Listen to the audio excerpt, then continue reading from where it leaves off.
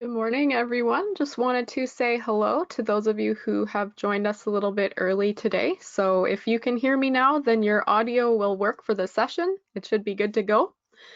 So I'm interested always to know where people are listening from. I'm here in Vancouver, Canada, and I think we probably have some folks from all over the country and all over the world here today. So if you're somewhere interesting, or if you want to let me know where you are today, you can do that using the questions chat box in your GoToWebinar control panel.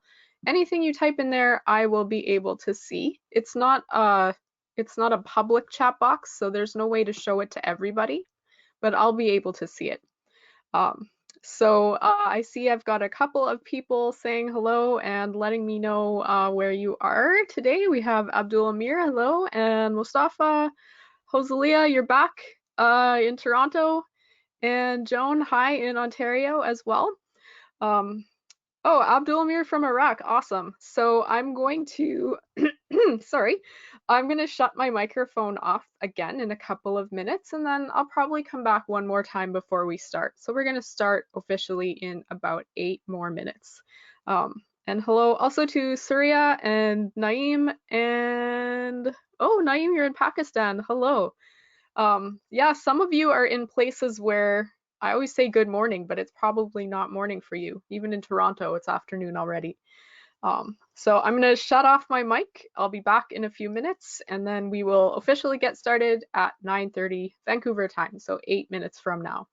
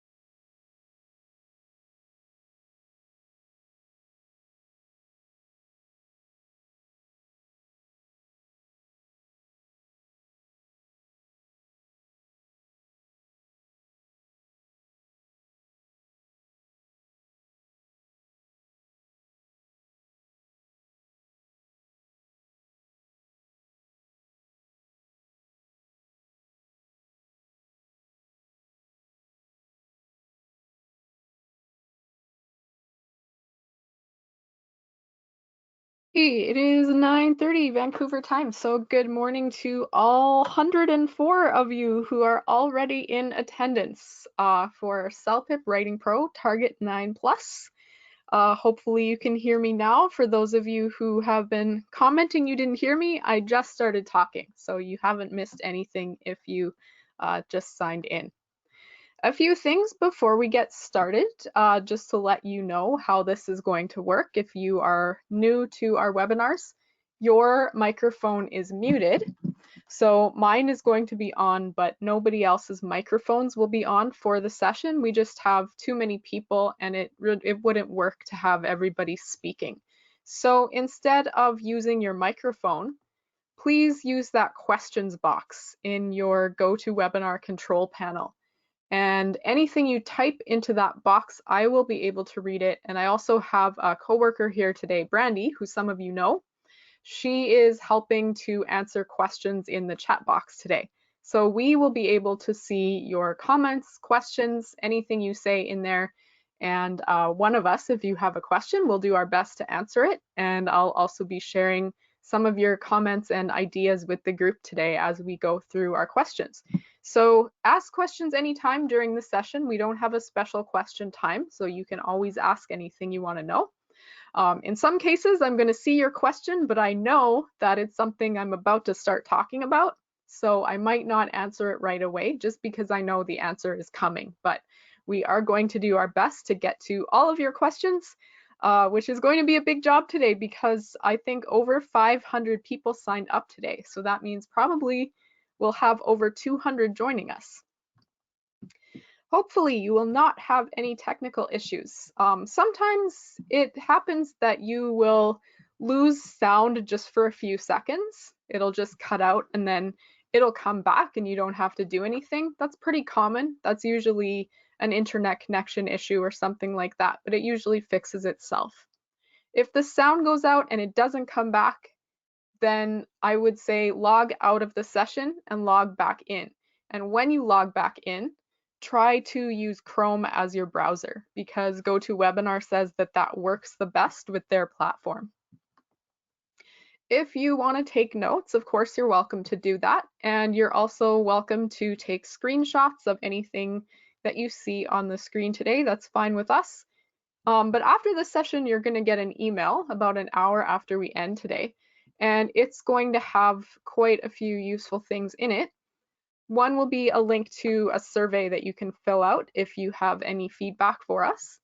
One will be to the study pack for the session. And that's a really useful document because it's going to include all the sample responses we look at and also the analysis of those responses. So it'll include the level that they got and why. And if we don't have time to look at all of the sample responses during the session today, that's okay because they're still all going to be included in your study pack. And another thing that's going to be in there is all of the strategies that we discussed today. So it's quite a long PDF and it has lots of useful stuff in it. The last thing in that email will be the video of today's webinar. So this session right now is being recorded and the video will be included in that email. So if you miss something, if your sound cuts out and you have to log out and back in, or if you need to go to work or if you get a phone call, it's okay. You're going to get the email of the full session. So you'll be able to look back at it as many times as you want. Okay, so for anybody who hasn't been to one of our sessions this week, we've had 4 CELPIP sessions in a row this week. So I know some of you are very familiar with me, but in case you are not, my name is Megan and I work at Paragon Testing, which is the company that administers the CELPIP test. We're all working from home right now, so I'm in my house here in Vancouver with my 2 cats. I have been an ESL teacher and an academic English teacher, and I've taught other things in university like ancient languages and creative writing. And I was a CELPIP writing rater for about 5 years before I took this permanent position. So I've rated thousands and thousands of CELPIP writing responses. I've read a lot of them at every level in the world. So I'm very much hoping that I can use that experience to help you out here today and help you to feel more confident and more prepared for the writing parts of the CELPIP test. So welcome, and while I'm here, we should thank Brandy as well, because I think she's going to have a busy couple hours. So Brandy, who is typing answers to all of your questions, is here as well and doing a great job. So this is what we're going to do today. We'll start with an overview of the writing test, both tasks 1 and 2, what the screen looks like, and a little bit about scoring. We will talk about task 1, and we're really going to focus on response analysis. If you're interested in a session where we go into more detail about how to structure an email, that is what we do in the Target 5 writing session. So I would recommend either watching that video or attending that session if you have questions and want to learn more about that. Today we're kind of going to assume that everybody knows how to write an email and the basics of writing a survey response, and we're going to get into some more technical details of how to push your skills up into a level 9 and what that looks like. And we'll do the same for the task 2 questions, some response analysis, and we'll talk about some skills and strategies to use for task 2. And we'll finish off with a look at some of our study materials that we have available, some more free stuff and also some paid stuff in different formats. Okay, so first thing we're going to do is talk about the writing test and what it all involves. So this is kind of an overview of what's going to happen on the writing test. Writing is the third part of the CELPIP test, so it comes after listening and reading, and then speaking will be the last part. As you can see, it takes about an hour to complete. If you want to be precise, it takes 53 minutes if you use your entire time. And the length, which we'll talk about more shortly, is the same for both tasks. So there isn't a longer or shorter task on the test. One of the ones that you write might be slightly longer or shorter, but the recommended length in the instructions is the same for each task. The questions will be related to everyday situations, things that could very commonly happen to pretty much anybody in a community or in a workplace. The question is never going to be extremely personal or ask you to discuss something extremely controversial or require you to have some specialized knowledge or background information coming into the test. That's not going to happen. The way you choose to respond to the question, of course, will depend on your own feelings and situation and other things like that, but the question itself is not going to demand any of these things. So it's just kind of going to be a general everyday situation. This is writing task 1, which is writing an email. And this sample question that you see up on the screen is a very typical writing task 1. So when you see your first task, the first thing you want to do, of course, is to read the question. You have lots of time, so read it carefully. Reading the question carefully will have a lot of benefits. It'll keep you on topic. It'll probably give you ideas for relevant details to include, and it'll make sure that you follow all of the instructions. So give yourself the time to read the question carefully and make sure you read both sides of the screen.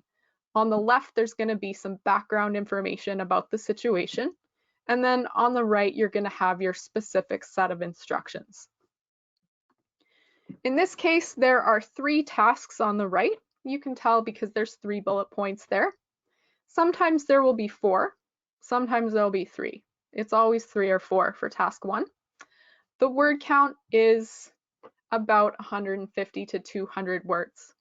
So basically what that means is try your best to stay within that limit.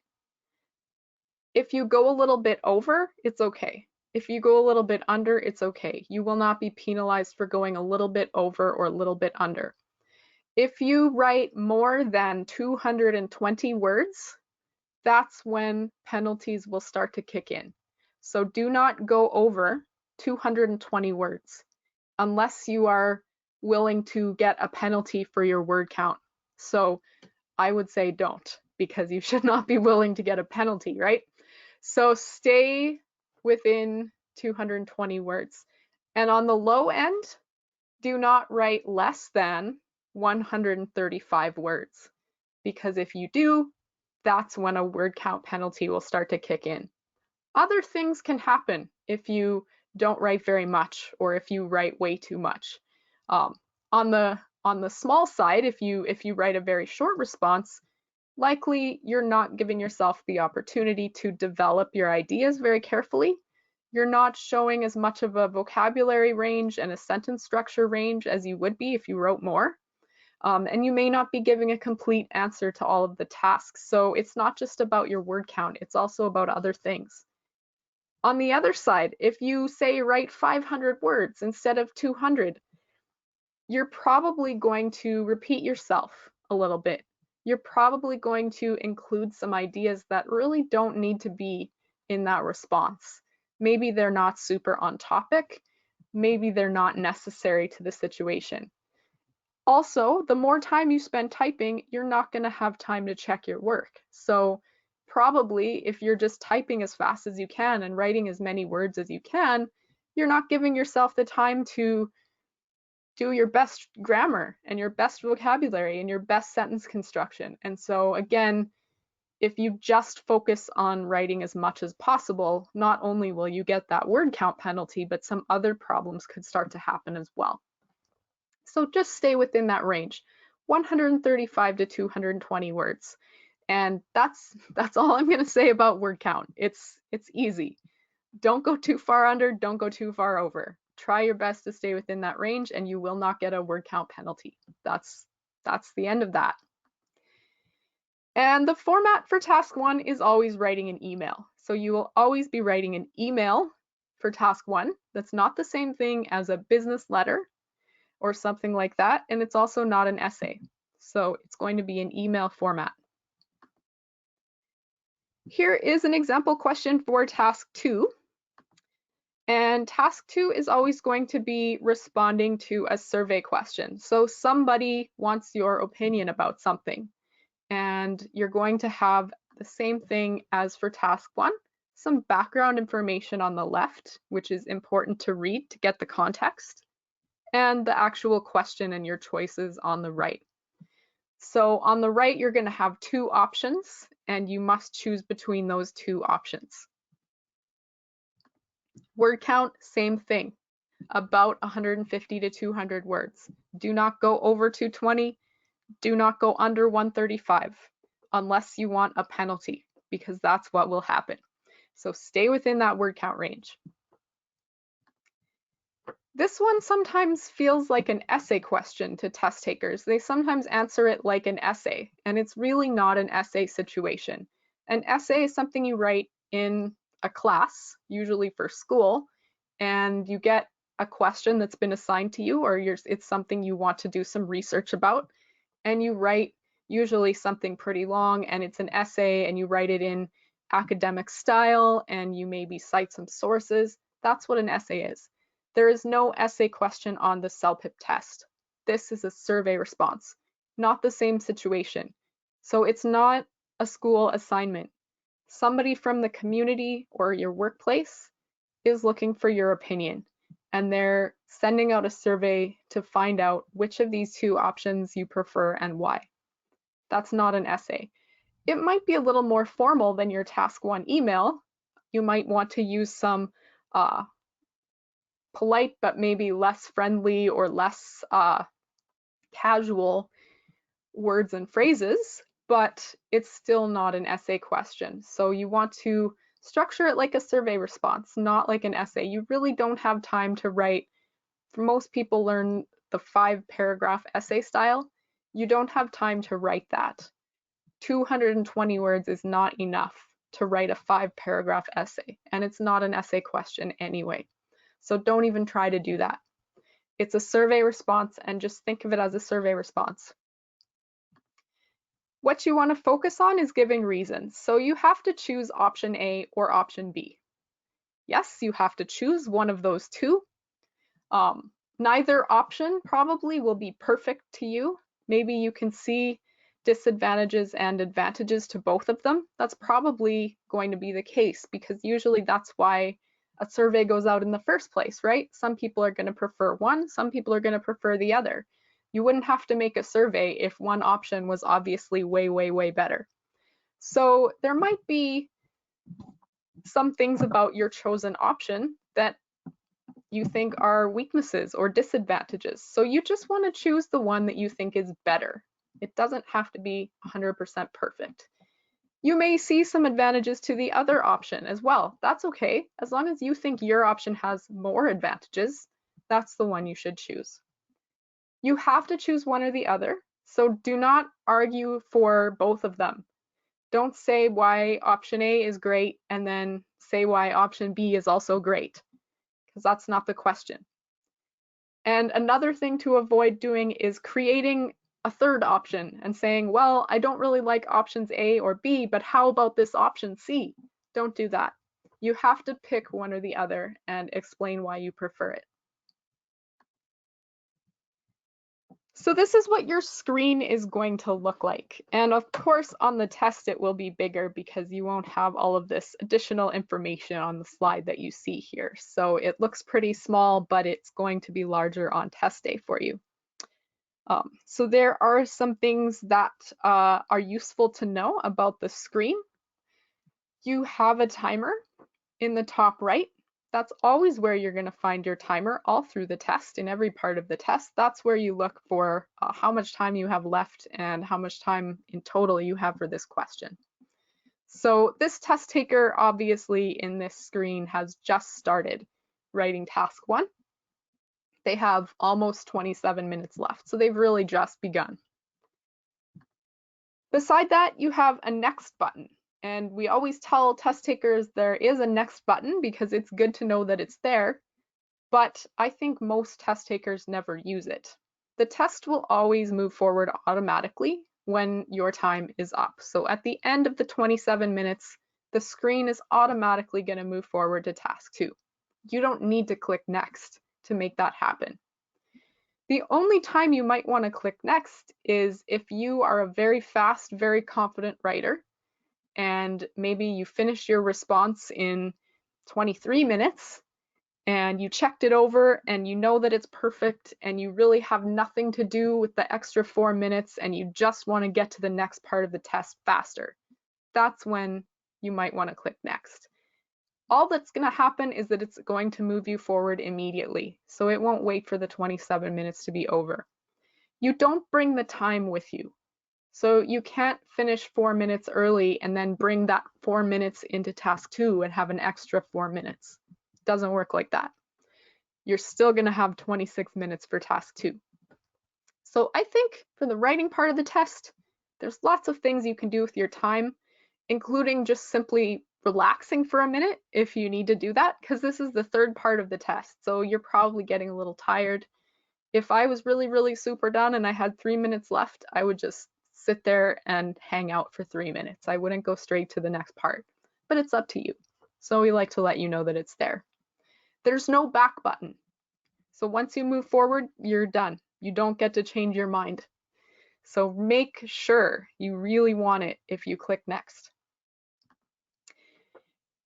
You can see there on the right that there's that white box and somebody has started typing in it, and that is how your response is going to look at the test center. You're going to be typing into that area. And then you can see right below that white square is your word counter. So the computer is going to count your words for you, and you can just keep an eye on it and make sure that you're staying within that target range. The last thing to mention is that there is a spell check on the CELPIP test, which is great.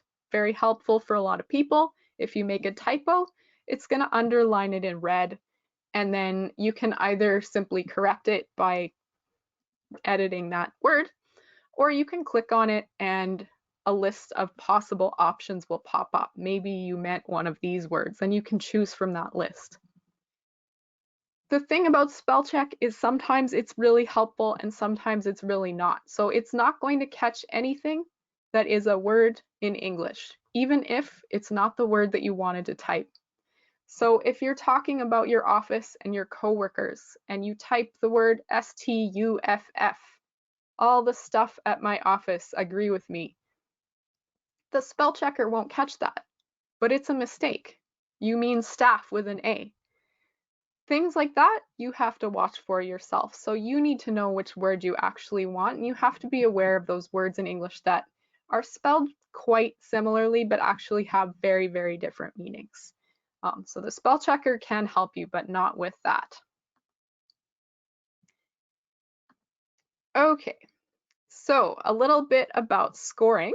I want to explain how your responses will be rated. So raters are going to score each of your responses by dimension. So they give a rating to each of the 4 dimensions you see on the left-hand side of the screen, and they do that for each of your responses. And actually, each of your responses is going to 2 different raters. So altogether, these 4 people are all going to rate your response by dimensions. So it's not just one person looking through your response and being like, boom, level 8 or boom, level 10. That's not how it works. A lot of different people's opinions on a lot of different parts of the writing go into your final score. So at least 4 people are involved in determining your final score for writing. And they all rate your writing according to the exact same rating scale. And there's a simplified version of it on your screen now, and we call it the performance standards. So when they are rating your content and coherence, that's the first dimension that that arrow is pointing at. They're going to think about your response as a whole. They're going to think about how well are your ideas organized. So does it flow well? Is it very easy to read and understand as far as why all of the ideas are where they are? And they're going to think about how well your ideas are developed. So do you have some precise and clear ideas? And are they developed well with relevant and precise and sort of sophisticated, if you want to use that word, details? So you don't want to just be on the surface of things or repeating yourself. You don't want to be just saying things that are already in the question. You really want to be using your own ideas and expanding on what's in the question and being very specific and detailed and precise and adding some depth to the content in the question. If you're looking for a very high score on the test, you really have to do that in your responses. You have to demonstrate your ability to express very specific and meaningful ideas clearly. And so that's what content coherence is all about. So the raters are going to think about kind of the number of ideas, but I don't think that's a good way to word it. They're not counting 1, 2, so okay, there's 4 ideas here in this paragraph. Nobody's doing that. That doesn't even really make sense. They're considering if you're expressing a good number of different ideas, basically. You're not repeating the same thing over and over. You're not just copying a lot of stuff from the question. You are saying something different in every sentence. Quality of ideas is how well developed they are, how deep they go, how much meaning they communicate, and how precise they are. All of that comes into it. Organization is exactly what it sounds like. Is it easy to know where each main idea begins and ends? Is the structure of the response clear? Is it easy to follow? If the answers to all of those are yes, then your response is probably pretty organized. Examples and supporting details, it's important to support all of your main ideas with relevant details. It might be examples, it might be description, it might be reasons. It depends on the question, it depends what you're trying to say. But every main idea needs support, and so they're going to be looking to see that all of your ideas are adequately supported. Next category is vocabulary. So this is where the rater is going to think about how you use language in your response. At the word level, so individual words, but also phrases. things like collocations, which is a word you might know. If you don't know that word, that's okay. It's just groups of words that always go together in English, and any language has collocations. English certainly does. It's the kind of thing where for no particular reason, one word belongs in this phrase and the other word doesn't, even though they have the same meaning. It's just what we say. And the only way to get good at phrases is just to really build all of your language skills and become very fluent in the language. So they're going to be thinking about your word choice. Are you using words and phrases that are suitable for the question specifically and for the situation and all of that? So are you using words and phrases that are specific to the ideas in that question, not just general things? They're going to be considering, are you using a range of words and phrases? So are you using a lot of different words and phrases, avoiding constantly repeating the same word or the same phrase, avoiding a lot of repetition of words and ideas from the question as well? So they want to see what you're capable of. So you want to show it, right? If you need to repeat an idea, try expressing it in different words so that you're showing that you're able to do that. Precision and accuracy. So not only should you be using a lot of different words, but you should be doing your best to use them correctly. Expressing precise and clear meaning and choosing the right words to express what you want to say. So not just using a bunch of great big words in a row, but actually using them to say something meaningful and precise. The third category is readability. So that's where the raters think about how easy it is to read and understand your response. Sometimes test takers think this is the most important dimension, or this is kind of the only thing that matters, and it's absolutely not the case. All 4 dimensions are important. They're all equally important. You need to have good content and good vocabulary and answer the question. So it's not a grammar test, it's bigger than that. Readability is many things, as you can see here. So there's 4 factors. The first one is formatting and paragraphing. Both your responses should be in paragraph form. They shouldn't just be one big chunk of writing with no paragraphs. It's actually very difficult for somebody to read. Paragraphing makes a big positive difference when you do it, and you should do it. Formatting is how it looks on the page. So you should just start every new part of your email or survey response on the left and leave the same number of lines between paragraphs and not have things randomly starting in the middle of the page or leaving 5 spaces between one sentence and the next. Things like that are confusing and you want to avoid them. You want to be consistent. Connectors and transitions. Does anyone know a good example? What's a connector? What's a transition? Anyone have an example? Therefore, Pearl's jumping in. However, from Hanye. However, from Kanika. Everyone loves however.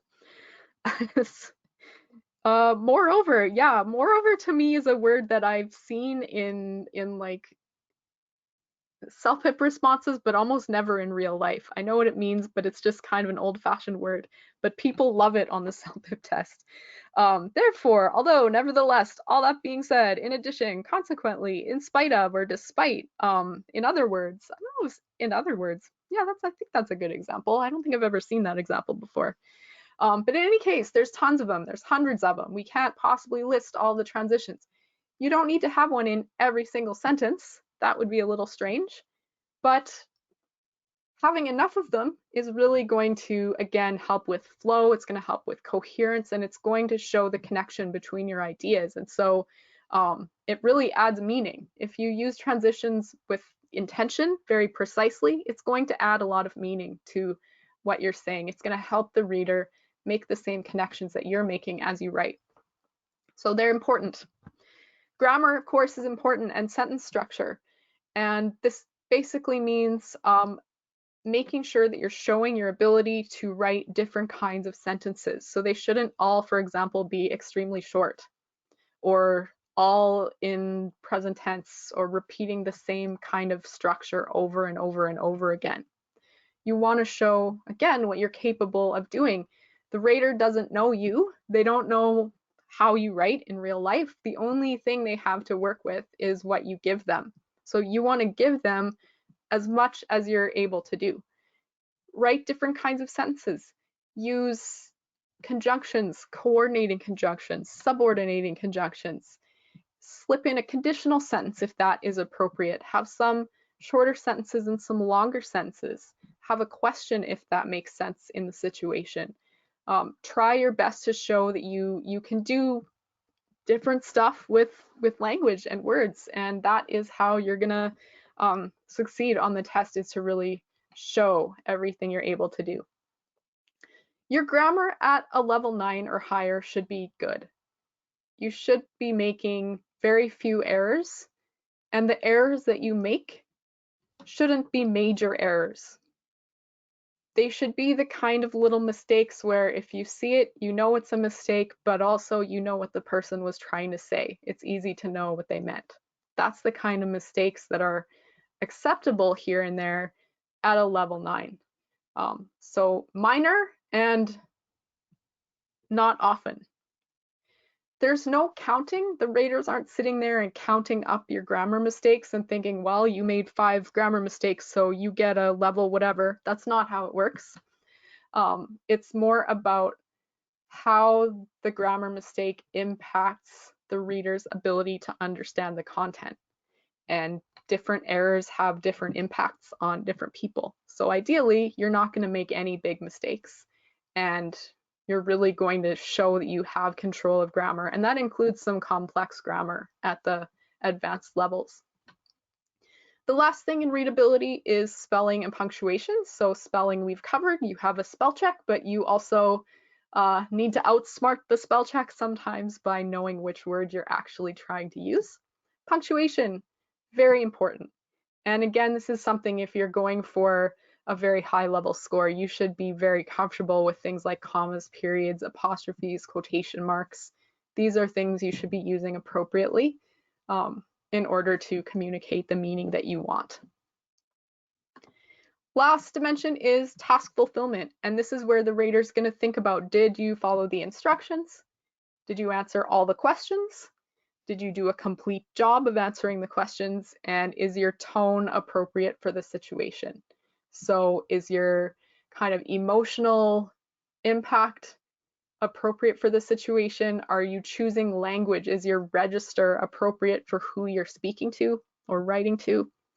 And they're going to be thinking about that. So if the question is to write to a family member and you write something that sounds like an academic essay and you sound very arrogant and you continually use specialized academic terminology, you may be scoring very well in vocabulary, but you might not score so well in task fulfillment, because it would be very strange and probably not very polite to email your grandma like that, right? She would read that and be like, what's going on? This is it doesn't make sense, right? So you want to make sure you're using a tone that you should always be friendly.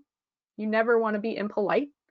And you want to consider how formal you would be in that situation in real life. So if you're writing to your boss, you're probably going to be more formal than if you're writing to a friend. You're probably not going to use a lot of slang. If you're writing to somebody you've never met before, same thing. You don't want to use casual greetings and things like that, or casual slang, because even if you use it properly, it's not going to be appropriate for that context. So don't worry about tone too much, just use common sense and just imagine, if you were in that situation in real life, how would you communicate with that person? And that should put you on the right track. So that's tone. Word count is also included in task fulfillment. So that's where, as long as you write within the word limit, there's no higher and lower word count scores within that range. So somebody who writes 150 words and somebody who writes 200 words, it's going to be the same rating for word count. You don't get more word count points the more words you write. The only thing that happens is that you get that penalty if you go way too far over or under. So as long as you avoid that, you'll be fine for word count. You don't have to worry about it. The first two things there are relevance and completeness. That's staying on topic and giving a thorough, developed response to each part of the question. So these are important things. Okay, that was a long time. I think it's important for everyone to know how they're going to be scored and what's important. So every one of these things is important. You can see how many important factors there are. So if you think about something like, well, what if I make one spelling mistake? How will that affect my score? Probably not very much. If you do everything else well, that's one part of one factor in one dimension, and you make one mistake, that's not going to take you down from a level 12 to a level 6. That doesn't have the power to do that. So it's as a whole, it's all of your skills and all of these sub skills within those skills coming together to determine your final score. And of course, there's two responses coming into it as well. So there's two pieces of writing. So don't think like, oh, I made 5 mistakes, now I can't get a level whatever. That's not how it works. So just quickly, I think most people are aware that the CELPIP test has 12 levels. It starts at M, which is minimal, which would be just somebody who probably doesn't really have any language skills. They don't know the language at all, going up to 12, which is really showing and demonstrating consistently that they have extremely advanced proficiency. So if you're going for a level 9 or higher, you're looking at that top third of the chart. These are very advanced scores, and they require advanced performance that is consistent, extreme fluency, precision, and naturalness in your writing. And this is something that does take a lot of work, a lot of practice. Learning about the type of questions you're going to see on the test is important, and it's great that you're here today, but it really requires putting in the work to build your language skills more than anything. Last thing I want to say about scoring is that once you take your test, 4 to 5 days later, you're going to get a score report, and that will be available online. For each of your 4 skills that you are tested in, you're going to get a performance profile, which is, it's a summary of a typical test taker's ability at that level in that skill. So most of it will probably be true of you, but some of it might not, because everybody's different and there's many different ways to get the same CELPIP score in writing and also in speaking. So it's kind of an overview of here's what a typical level 8 or level 9 or level 10 would be able to do in speaking or writing or reading. I've put the level 9 performance profile for writing on the screen because it's a good kind of overview of what you are attempting to achieve and demonstrate if you're looking for a level 9 or higher. If you the level 10 to 12 performance profiles are different, but they're kind of similar in their approach. So if you're looking for level 9 in writing, it says you can write short, organized text, so that's coherence. Your writing has to be very organized in most social and more formal contexts. So whether you're writing somebody you know, somebody you don't, somebody familiar, unfamiliar, professional, personal, you're able to write something that's meaningful and organized. You have control of complex grammar, so you have to show that ability. You're developing a repertoire of precise, formal, and specialist vocabulary. What that long list of big words means is that your vocabulary isn't perfect, but it is very broad, and it includes precise language, formal language, and some very specific language that you're able to use correctly. You can write longer, more demanding texts. So in order to get that level 9, you probably don't want to stop at 130 words because that's not really a longer text. You probably want to push it up to show that you're able to write something that's longer, more developed. You make occasional errors that do not impede your meaning. So small mistakes occasionally is what is acceptable at a level 9. If you're interested, something that is now available on our website is called the score comparison chart. Everyone's always looking for sample responses. This is where you can get 24 of them for writing. It starts at level M, it goes all the way up to level 12. For each one, it gives you an email task and a survey task. at that level. And then there's detailed analysis of why that person got that level with specific quotes from their writing samples. So you can go to that and you can see, here's kind of what a typical level 7 would consist of. Here's what one version of a level 9 or a level 12 would consist of. And you can see how they improve as you go up. So I think this is something that is helpful and also interesting, and I would definitely encourage you to have a look. It's just on our website. It's totally free. It's available to everyone. And there's one for speaking as well. So if you're getting ready for the speaking part of the test, you want to hear some more sample responses, you can go to the score comparison chart for speaking and all the same information. You can listen to 2 sample responses and then see the analysis of them. So that's a good resource if you're looking for more information about scoring and levels. Okay, finally, we're going to move on to task 1, and I'm just going to check my board and make sure I'm not missing any super necessary questions. I think Brandy's doing a great job here. Okay, so task 1, writing an email. We've already talked a little about it, but we have here on the screen now a sample question. And this sample question is the one that we're going to be focused on for the rest of our discussion of task 1. So all of our sample responses that we look at will be responses to this question. So I'll read you the question in case anyone's watching this on a very tiny device.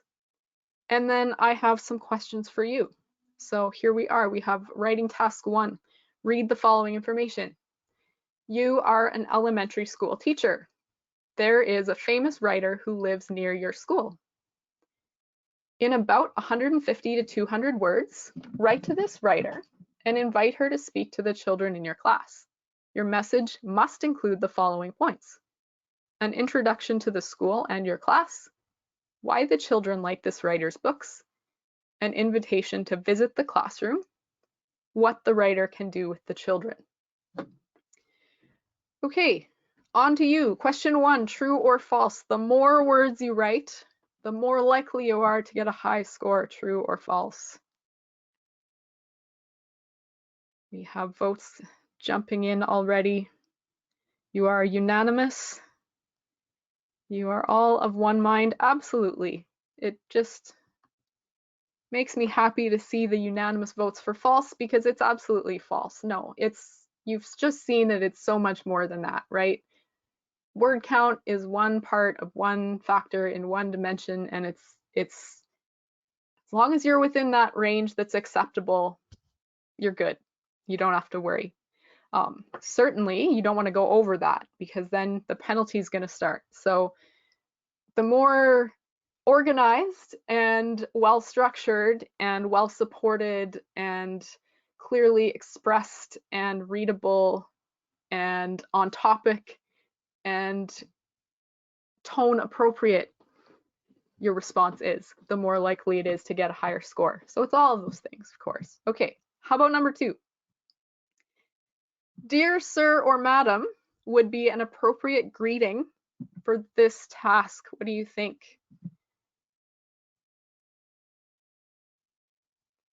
This one usually gets a little more variety of votes, and that's what's happening here today. We have some votes for true and some votes for false. And some of you are giving your reasons, so I am going to share some of those with you. This one is false also. Now we have Navita suggesting we should only say dear madam. You could say dear madam. That's a little bit old-fashioned, but it would be better than sir or madam, absolutely. Anne is saying you should have the person's name. Yeah, you probably know you do know who this person is based on the situation in the question. She's somebody whose name that you know some details about her, you've read her books, she's very popular with your students. So having her name would make more sense here. It would be more personal than dear madam, which could be anybody and is a little bit old-fashioned. Yeah, and Ofrimalin and a couple others are also saying we know from the question that the writer is a woman, because in the right-hand side in the instructions in blue, it says write to this writer and invite her to speak to the children in your class. You know she's a woman, and you also know who she is. And that's not where you would say dear sir or madam. So absolutely not. You would not say dear sir or madam. I'm not going to talk about greetings anymore today. If you want to learn more about greetings, you can check out Writing Pro Target 5, either as a recording on YouTube or you can attend it in person. And we talk a little bit about greetings there. But greetings are a tiny, tiny part of the task, not something you should be overly worried about. And we do talk about some appropriate ways to start an email in our Target 5, but we don't have time to do that today. So we're going to keep going. To question 3. True or false? You do not need to include a to, a from, or a subject line. What do you think?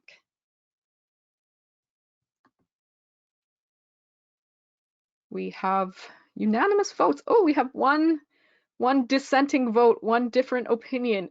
Most of you are saying true and you're right. Yeah, you don't need to include those things. You're not going to lose points if you do, but you're not going to get points if you do. And my advice is always don't spend time doing something that is not going to help your score when you could be spending time doing something that will help your score.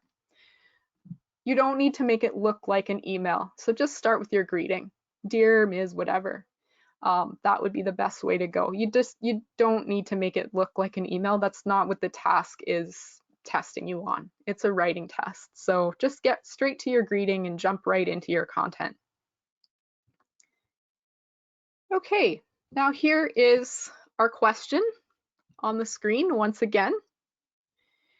And let's have a look at a sample response. So I've got 3 different sample responses, and we're gonna have a look at them.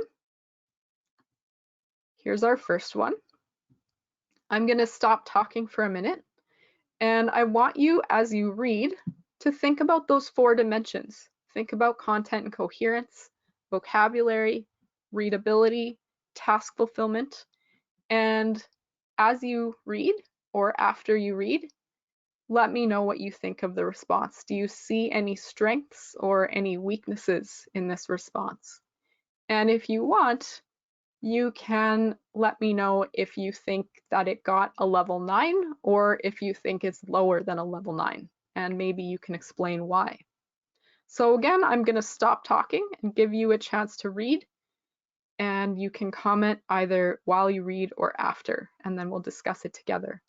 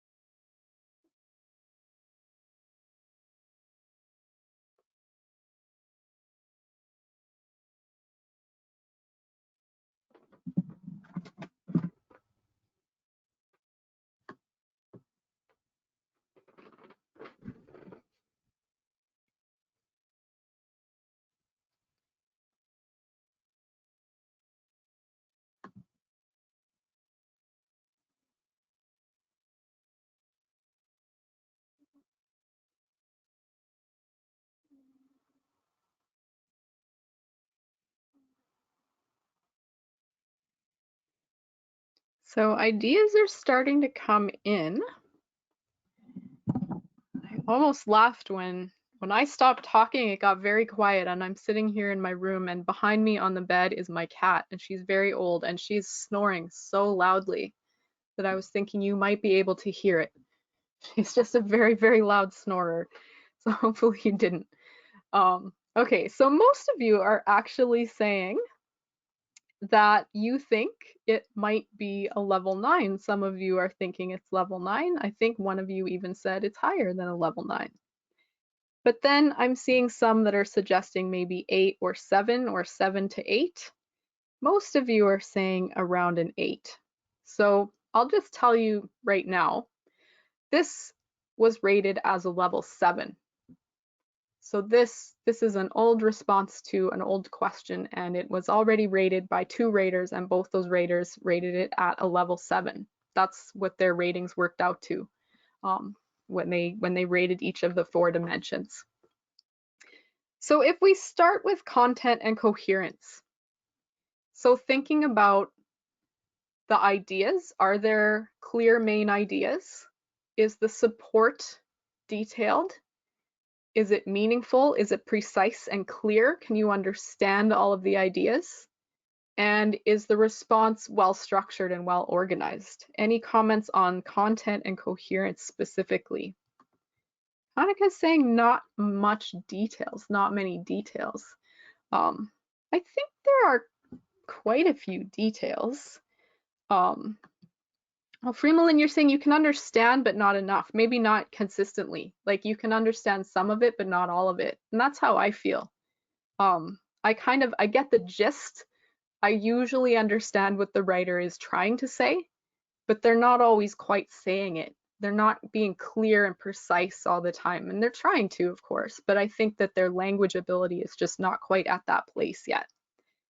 So there are some strengths here. There are main ideas that are clear, and they are supported with details. That's one thing the raters are going to think about, and they're going to look at this and think, well, I can easily see, I think we've got 3 main ideas. They've all got some support, so that's a good start. But some of the details are not precise. We don't learn anything about the students, like how old they are or what grade they're in. We hear that they're in a literature class, but we don't really know what book they're reading or which books by this writer they like or why exactly they enjoy them. Something like simple to understand. If you think back to being a kid and your favorite books, is that something that really would jump out at you? It's easy to understand. I understand that concept, but it's a little bit strange to me in the situation. I don't know if that's what kids would like about a children's author.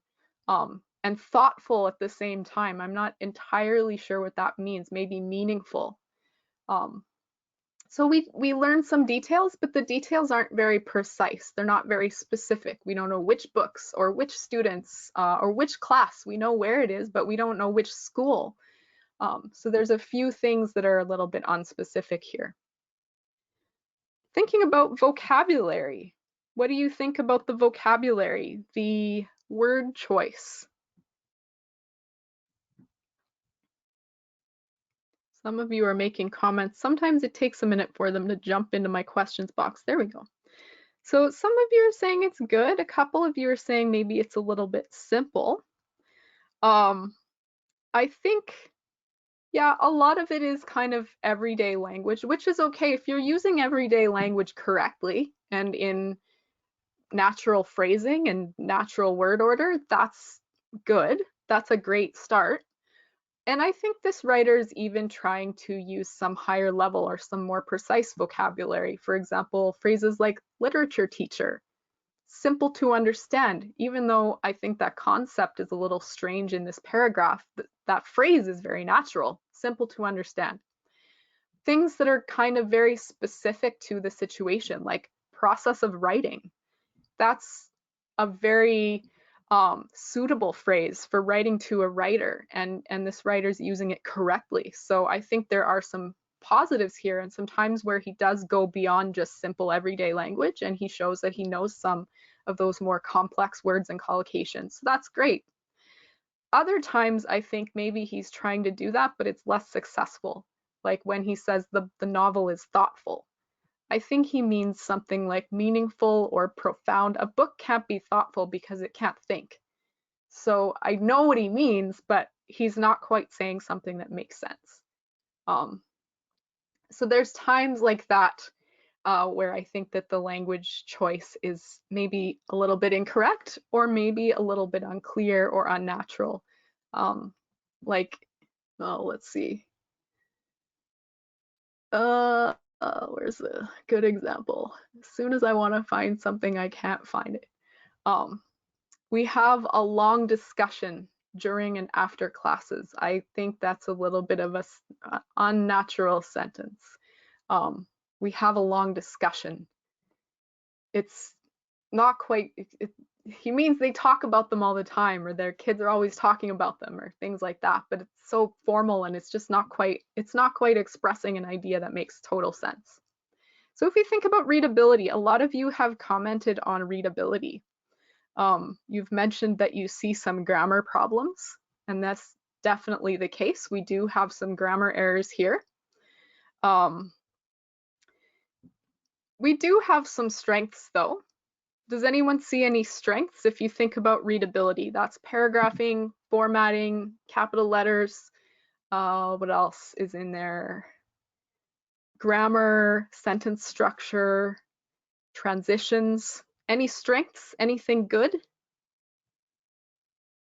So Kanika, you're saying it's well organized. That would be a strength of content and coherence, and I agree that it is pretty well organized. So that would be a first dimension strength.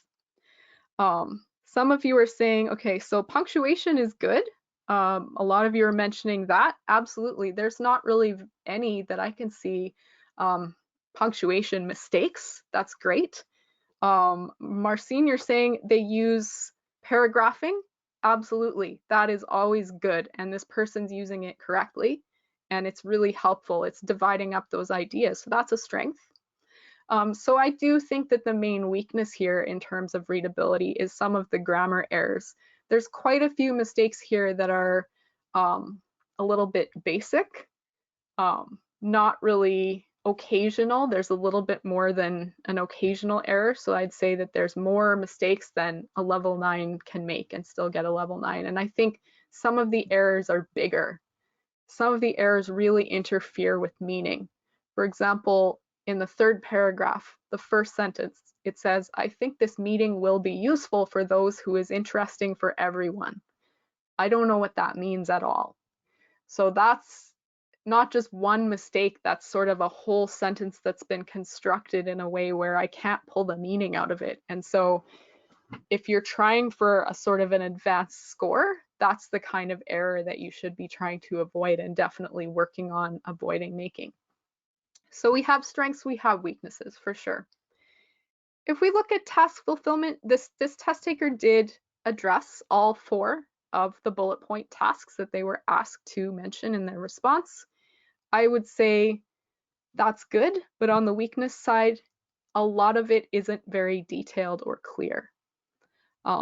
So I don't understand a lot of what this writer is saying, and they haven't really introduced the class very carefully or introduced the school very carefully or described what they like about the books, which is one main part of the question. So he does do the main thing, which is to extend that invitation. So that's good.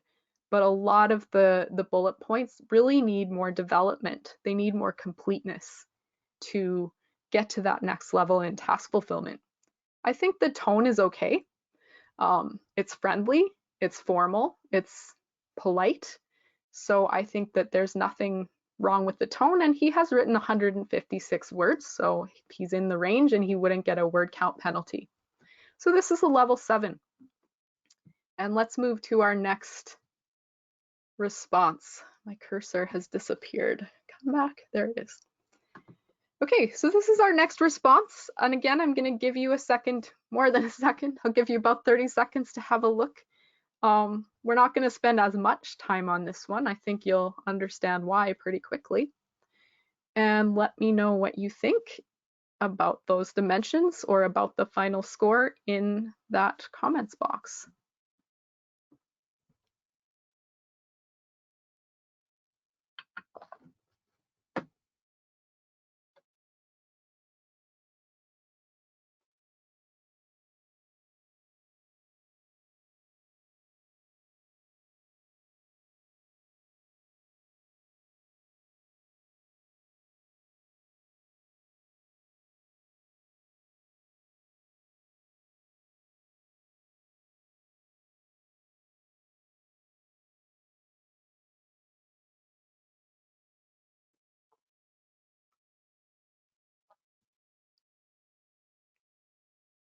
We have one early vote for higher than level 9. Some of you are saying 9 or 10. One vote for 12. It is a 12. This received a level 12 from both of the raters who read it. And you can really see the difference, right? If you remember back to the one we just looked at that got a level 7, and you can kind of compare it to this one. The raters don't do that. They're not reading one and then comparing it to the next one or anything like that. But if you're learning about scoring and learning about what's important and how a strong example of those factors from the dimensions looks, it can be helpful to look at one at a lower level and then compare it to one at a higher level and see what they've been able to do, maybe that lower level one was trying to do but didn't quite get there. So this is a level 12. And why is it better than the first one? We have Gursimran saying it's very detailed. Absolutely. If we talk about content, we learn which school it is. We learn some details about the school. We learn the grade that the students are in. We learn which book they're reading and exactly which part of that book they enjoyed the most. And quite a bit more detail as well about the invitation, what exactly the teacher or the writer can do in the classroom with the children, what exactly this invitation will involve. So we get a lot more detail. The content is much more developed, it's much more precise and meaningful. This writer is able to do that because her language skills are more developed, and that's what leads to more detailed and precise content. If we talk about her vocabulary, I want to see what some of you think. A lot of you are commenting that it's higher level vocabulary. Kanika says it's awesome. And Surya saying it's very good. Olinka, you're saying the range of words and phrases. Absolutely, right? We have lots of different words and phrases, all of which are very specific, meaningful to the question. They are natural expressions. When she uses a phrase, gets quite the attention in the first paragraph. It's almost conversational, but that's the kind of thing that somebody would really think and would really write. So there's lots of very, I don't want to say high level words because I don't really think of words as having a level, but she uses vocabulary very precisely and she uses a very wide range of vocabulary. Her meaning that she's able to express is extremely clear. You can really imagine these kids laughing at this book, and you can imagine even the scene from the book. And I don't know, but I don't think that the book she's talking about is a real book. I've never heard of it. I think she just made up this detail. And that's something you can do. Do not hesitate. In fact, practice coming up with detail like this. You can invent it, you can come up with it if that's something that you are able to do. Not everyone is. Another strategy you can use is to think of some things from real life that would be appropriate to include. You could include the name of your own elementary school and where that was in your city. It doesn't need to be Canada. It never does for CELPIP. You could describe your own grade 3 or grade 2 class. You could include some details. Even though you're writing as the teacher, you can still use some details of things you remember from being a kid. You could use the name of a children's book that you either loved yourself as a child, or maybe that you have shared with a child in your life and that kid really likes that book. You could talk about that book and you could talk about their reaction to it and just put that into the context of the school. So don't be shy to use your own details, your own experience, or your own imagination to expand on what's in the question. What's in the question is always going to be quite general. And what you want to do is show that you can really add some precision to that. You want to make it clear and add some depth and some meaning. And the way you do that is really by incorporating those specific details. And that's what we see here. It's very specific and very precise. We have, when we look at readability, I don't think anyone's going to notice many problems. Her sentence structures are quite varied and they're all correct. I think there's 2 small mistakes in the entire response. You don't have to be perfect at everything to get a high score, but the mistakes she makes are almost not even noticeable. They're very minor and they do not interfere with your ability to understand the idea. They could even be typos. So we don't have any places where we really don't understand the content, and that's what you want to be doing as well. This one's a little longer. Our first one was a little over 150 words, and this one's closer to 200. So neither of those responses would receive any kind of word count penalty, but you can see how with the extra words that this person wrote, they really did add a lot of relevant and precise development of their ideas. They're able to say a little bit more. So if you find yourself practicing and you're maybe on the lower end, maybe closer to 150, something you might want to try practicing is maybe just building on your main ideas a little more, maybe adding one sentence to each paragraph and seeing if that's doable and if it adds more precision and clarity to your ideas. So that's a level 12, and I think you can see why. Okay, now we have one more for task 1, and we're going to spend the most time on this one. We're going to go through this one dimension by dimension, and I'm going to ask you some specific questions and for some specific examples. The first thing we're going to do here is just read. So I'll give you a minute to read, and it's going to stay on the screen as we discuss it. So if you don't have time to read the whole thing right now, that's no problem, because you'll have lots of time to keep reading. And you don't really have to type anything into the questions box right now, because we're going to go through point by point, and I'm going to ask you some questions. So just spend your time reading. I'll give you about a minute, and then we will start to talk about content and coherence.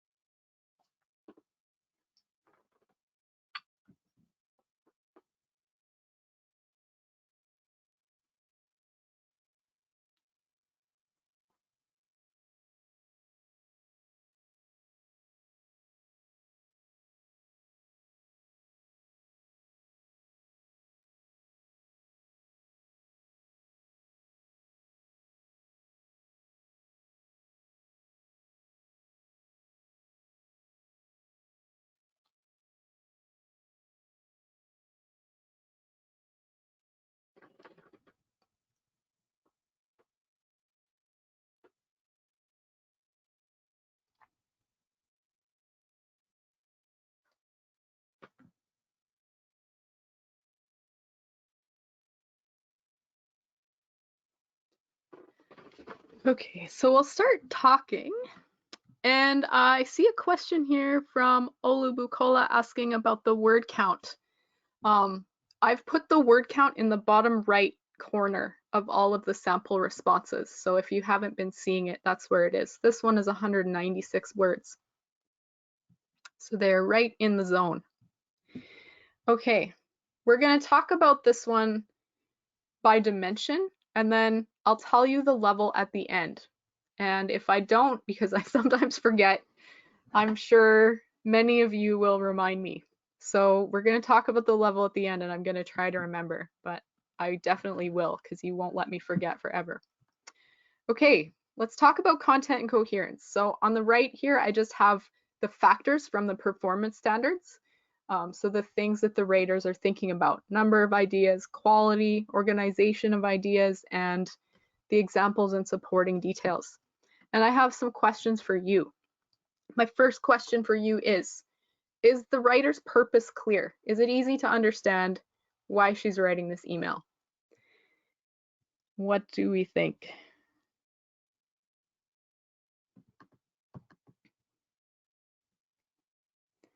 I think we're almost unanimously, yeah, I think the writer's purpose is very clear.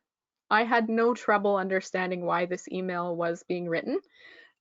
Some people like to express their purpose in their very first sentence, and that's fine, but it's not necessary. I think it's important to express your purpose near the beginning of your email for sure. So usually where it is, it's either the first sentence or the last sentence of the first paragraph. And then they sometimes will repeat it, will reiterate it toward the end of the email.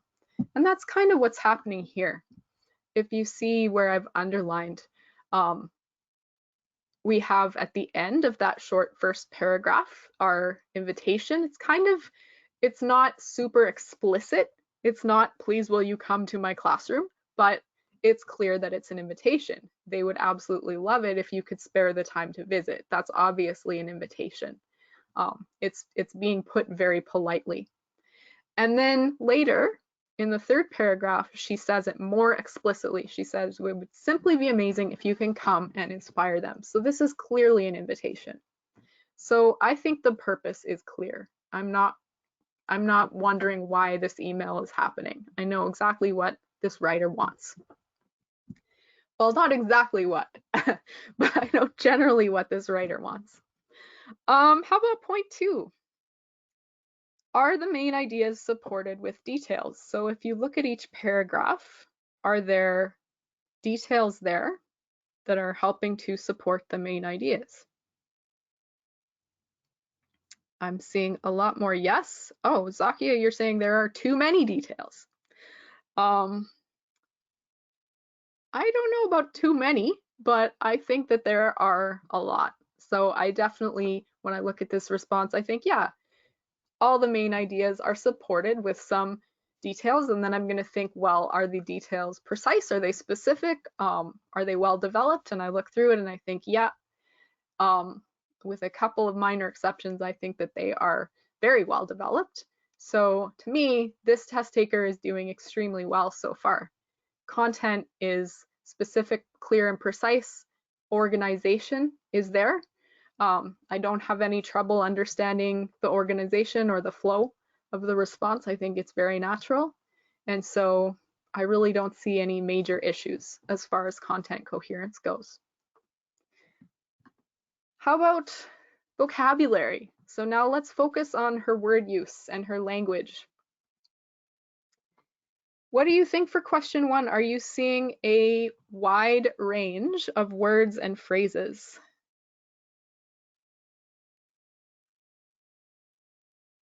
Some of you are saying yes, most of you are saying it's good. Chongmin, you're saying simple words. She uses some simple words. You have to use some simple words, right? There's no way to only use 5-syllable words in a piece of writing.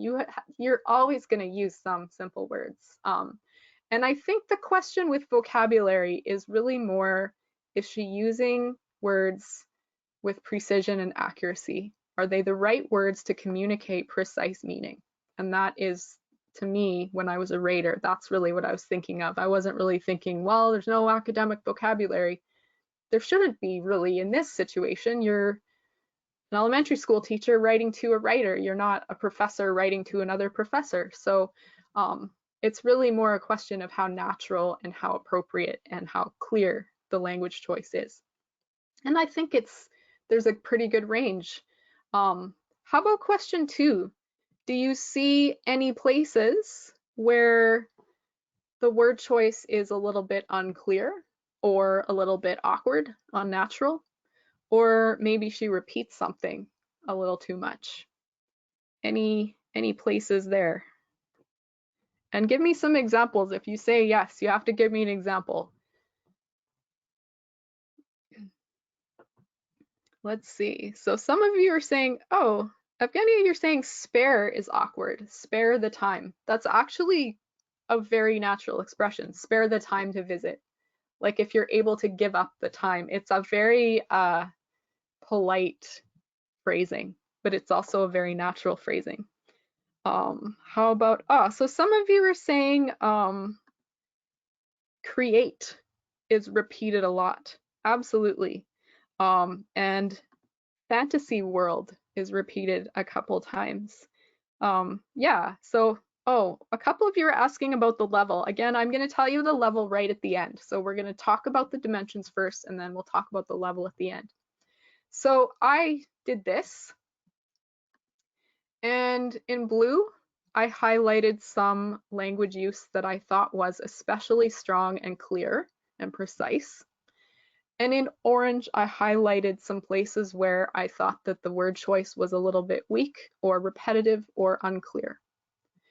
And if it's not in either color, that doesn't mean that it's bad or anything like that. It's just that I wanted to choose specific things where I thought it was extra clear or especially meaningful word choice. So the parts in blue are kind of the things where, as a rater, I would really think, yes, these are indicators that this test taker has a strong vocabulary range. So I chose things like situated near the recreational center, close to Rupert Street and 45th Avenue.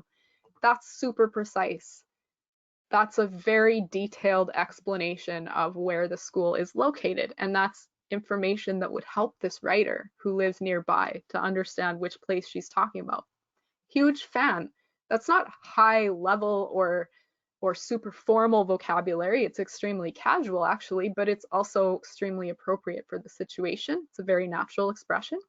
They would absolutely love it. Again, none of those words are impressive by themselves, but it's a very natural phrasing. That's exactly how uh, anyone that I can think of would express that idea. They'd absolutely love it. It's, again, quite conversational, but it's very natural as well. And spare the time I highlighted as a very appropriate way of asking if she has time. There's tons of excellent vocabulary here, and there's also a few places that I noticed, like you, where maybe there's a little too much repetition. She uses creativity and create 6 times. It's too much. And I don't know if she did it on purpose because she didn't know other words, or if it was an accident and she just didn't realize it. I don't know, right? Because I'm not in her mind, and all I can do as the rater is rate what I see. And what I see is someone's used the same word 6 times in all these different places, and I'm not sure why, but it's certainly kind of limiting the ability to express different ideas. Even in one place, I think it's in the same sentence more than once. Actually, 3 times in one sentence. It's too much. So that's something when you're checking your work at the end. You should leave yourself a few minutes to check your work. Sometimes we do something like this by accident. We're just writing and we're not thinking, and we accidentally use a word many times.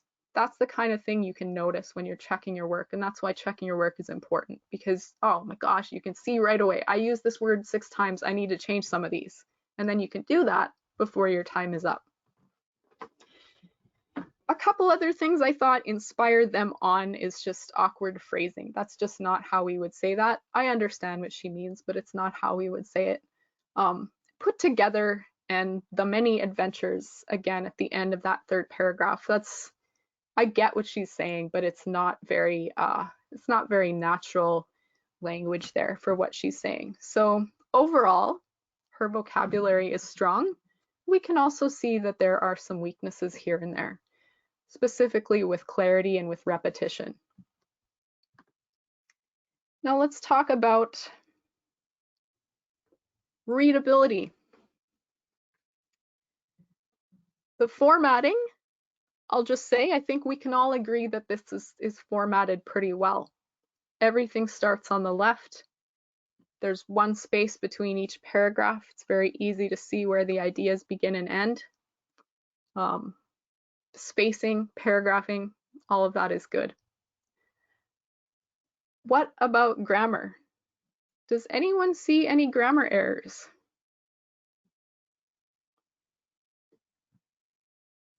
Marcine, you say yes. So if you say yes, you have to tell me where.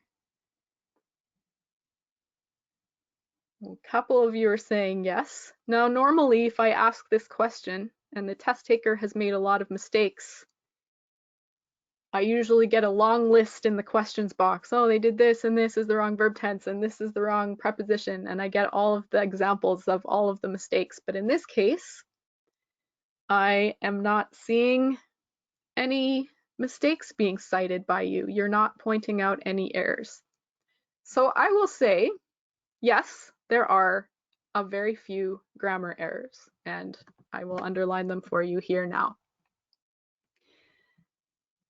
In the first paragraph, my students, plural, are a huge fan, singular. So that doesn't quite work. Second paragraph is okay. Third paragraph has a few. It would simply be amazing if you can come.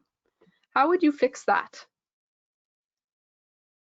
There's two options. Most of you are saying could. Absolutely, right? Because you have would in the first part of the sentence. It would be amazing if you could come. Another thing you could do would be to change that would to will. It will simply be amazing if you can come. But having both is inconsistent. It's a tiny mistake, but it is a mistake. So that's something that I notice as a reader, and I know what she means, but I do register the error. Inspire them on, I would just rewrite entirely. It's just a very awkward phrase. Give them some inspiration about, or inspire them. I don't even know. I can't even think off the top of my head. It's not that it's terribly wrong or anything. It's just slightly unnatural, and it needs a little bit of rewording. It's not natural. It doesn't look wrong, but it is. And then we have fantasy word here. We know that she means world because she's actually said it before, and fantasy word makes no sense in the sentence. So that's a typo. That's a spelling mistake. We know what she means. What do you think about these errors? Are they major errors? Are they a big deal? Are they getting in the way of your understanding? No, right? These are minor little mistakes. They're not a big deal. Nothing here is making it impossible to understand the meaning. Spelling and punctuation, same kind of thing. She's doing a great job. She's got a couple of tiny punctuation mistakes.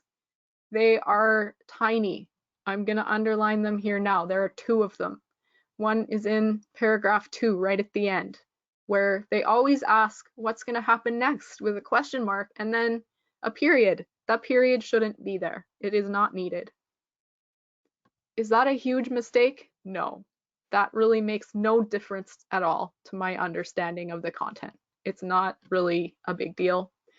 And the second one is right at the end, the very, very last sentence where she says, "Thank you for your time, comma." And then she says kind regards, which is her actual sign off.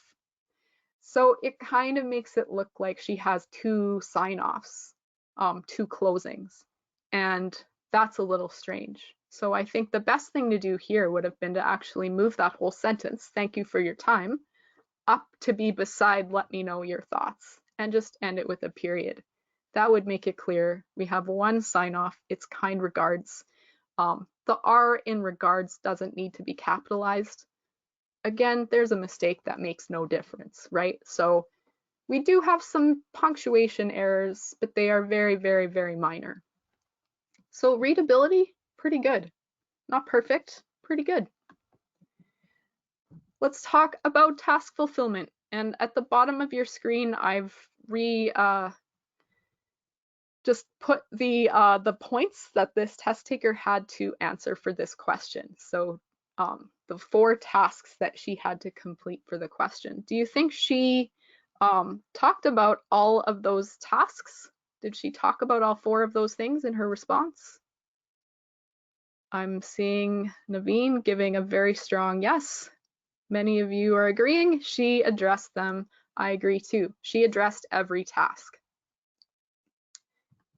So that's good. And then my next question as a rater is going to be, okay, so she did talk about all the things, but did she give enough information for all the things? And is the information relevant? And I saw a couple of you saying that there was some irrelevant information back when we talked about content coherence. And I don't really think there's any irrelevant information. I think everything here is the kind of thing that you would really communicate to this writer if you were a teacher in this situation. So when I read this, I don't see any ideas that don't belong. I see a lot of very well developed ideas.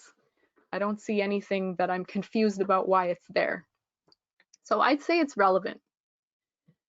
I would say this though, if we look back, my cursor disappears every time. If we look back at the tasks, we have an introduction to the school and your class. Well, we get an introduction to the school We don't get any introduction to the class, really. We don't learn what grade they are, how old they are, anything like that. So she hasn't really fully completed this task. She's introduced the school very thoroughly and not really introduced the class at all. The second task, why the children like this writer's books, she absolutely does a fantastic job. That's that second paragraph. Amazing.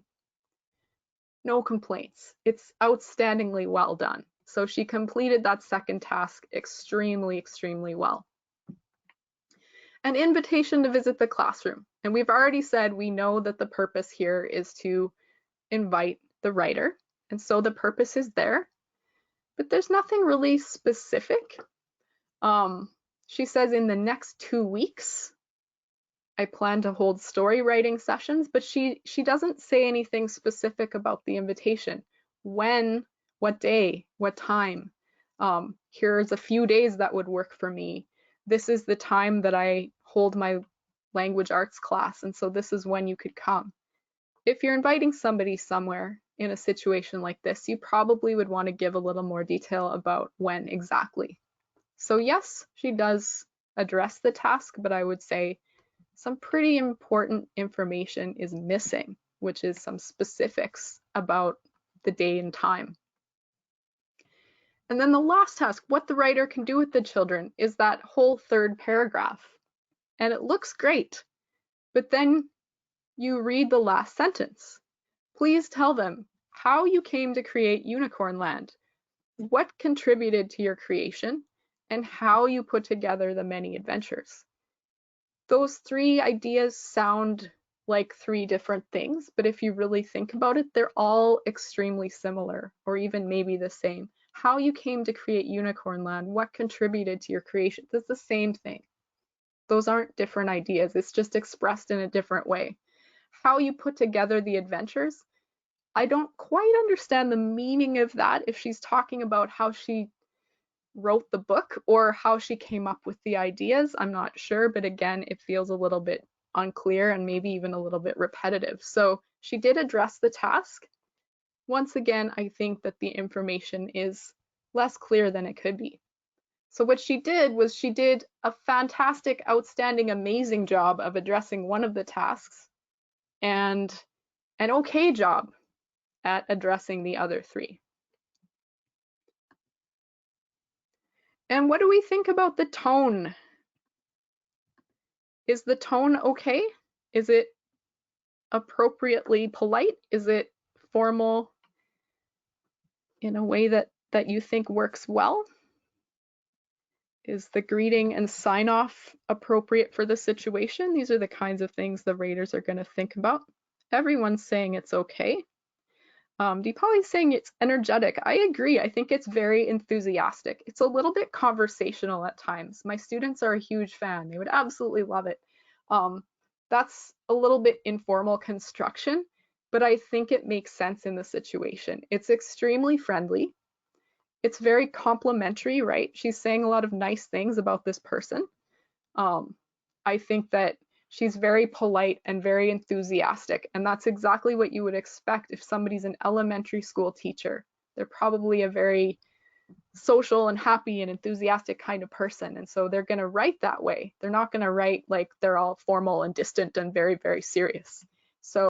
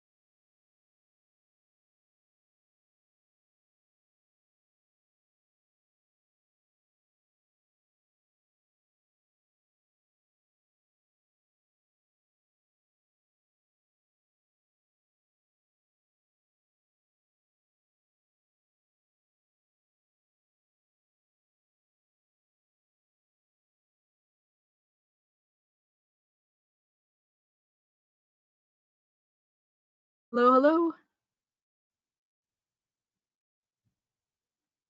Oh, awesome. Okay, it's working again.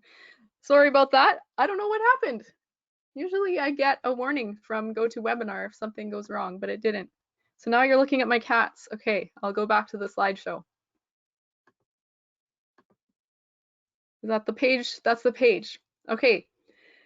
All right. So yeah, you got a bonus of my cats. It's the big gray one that snores on my bed when I'm trying to teach. Okay, so sorry, you probably missed the big reveal because you didn't have any sound. That was a level 9. This response that you're looking at is a level 9. Um, I think that she does a lot of things very well. And I think she probably, when I think about this response and when I think about other things that I've read from test takers, I think this test taker has the skills, the language ability probably to correct some of the things that are weak about her response. I think that maybe if she had left herself a few minutes at the end of her time, I think she could have improved her response, noticed some of the issues, and maybe pushed her score up even to a 10 or higher. I don't think she's a 12. I see some errors that make me think she's not a 12, but I do think she maybe had the potential to increase her score a little bit by doing some revision at the end. So that was a level 9. I think that's an extremely strong level 9 that maybe even could have been better if she'd done a little bit of revision. Okay, so just if we talk about email structure, I'm not going to get into it at length for time reasons, but if you're wondering about structure, we talk about it a lot in our Target 5 session. For now, I just want to go through it quickly. You start with your greeting. Have a purpose statement at or near the beginning that is very specific and clear why you're writing. Complete the 3 or 4 tasks. If you want, you can have each of those tasks in the question begin in a new paragraph as a main idea. Sometimes you may want to combine 2 of them into one paragraph. It's okay. Whatever works best for you, as long as you're paragraphing your main ideas. Have some sort of concluding statement. Often you're going to want to tell the person who you're writing to what you want them to do next. And that's what we just saw in our level 9 example. Let me know your thoughts. That is a pretty classic kind of formula for a concluding statement. It's a little better if you write one that's a little more in your own words. Our level 9 test taker got the job done, but if it had been a little more specific, that would have been great. Sign off. If you never want to think about sign-offs again, you can use one of these. They'll work for any situation. A more formal situation, kind regards is always okay. Anytime it's a formal situation, kind regards works. Sincerely, same thing. Will always work for a more formal situation. I think sincerely is a little bit more formal than kind regards, actually. Myself, I would choose kind regards. I just think it's a little more modern, but sincerely is absolutely fine.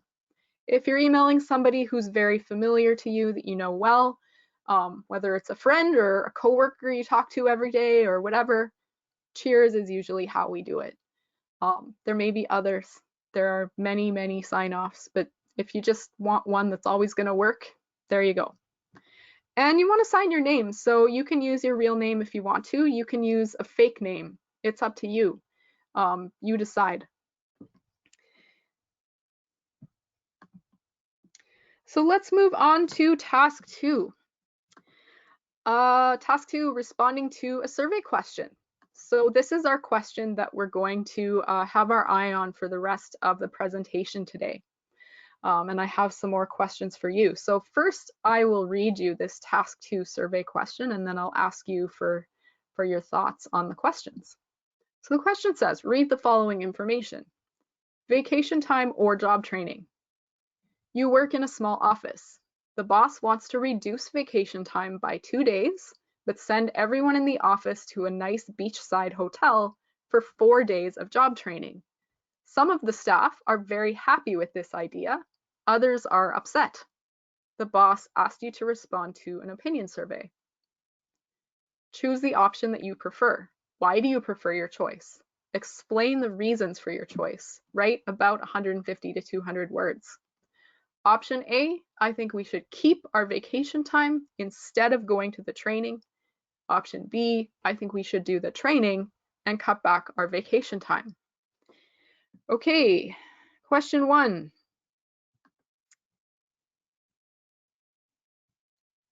What do you think, true or false? You can include made-up details about the hotel and the job training in your response. True or false? We have most of you voting true, one lonely vote for false, and one uncertain, I guess, true. It is true. Absolutely. Not only can you should. You should include some details.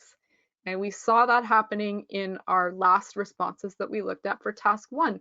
All of those writers, and in particular the ones who scored at higher levels, included some details that were not in the question itself.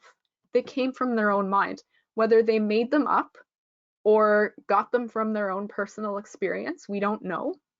But the important thing is that there was some specific detail there that came from that writer's mind, and that is absolutely what you want to do.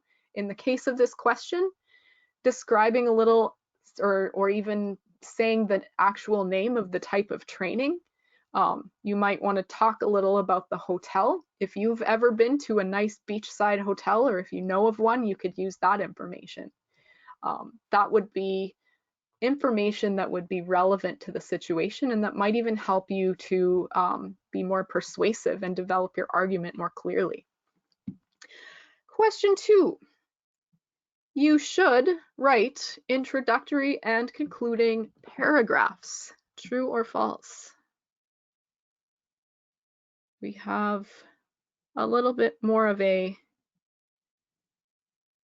diverging series of answers here. Most of you are saying true, I think. Some of you are saying false.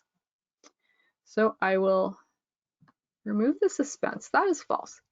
The word paragraphs is what makes it false. You don't have time to write an introductory and concluding paragraph. When you think about your word count, 220 words max. 200 is absolutely fine. You don't have time to write a big long paragraph at the start and the end. And the question is really asking you to focus on explaining your reasons, explaining why you prefer your choice. So as a result of that, don't write a whole paragraph intro or conclusion. 1 or 2 sentences at the beginning and end is great.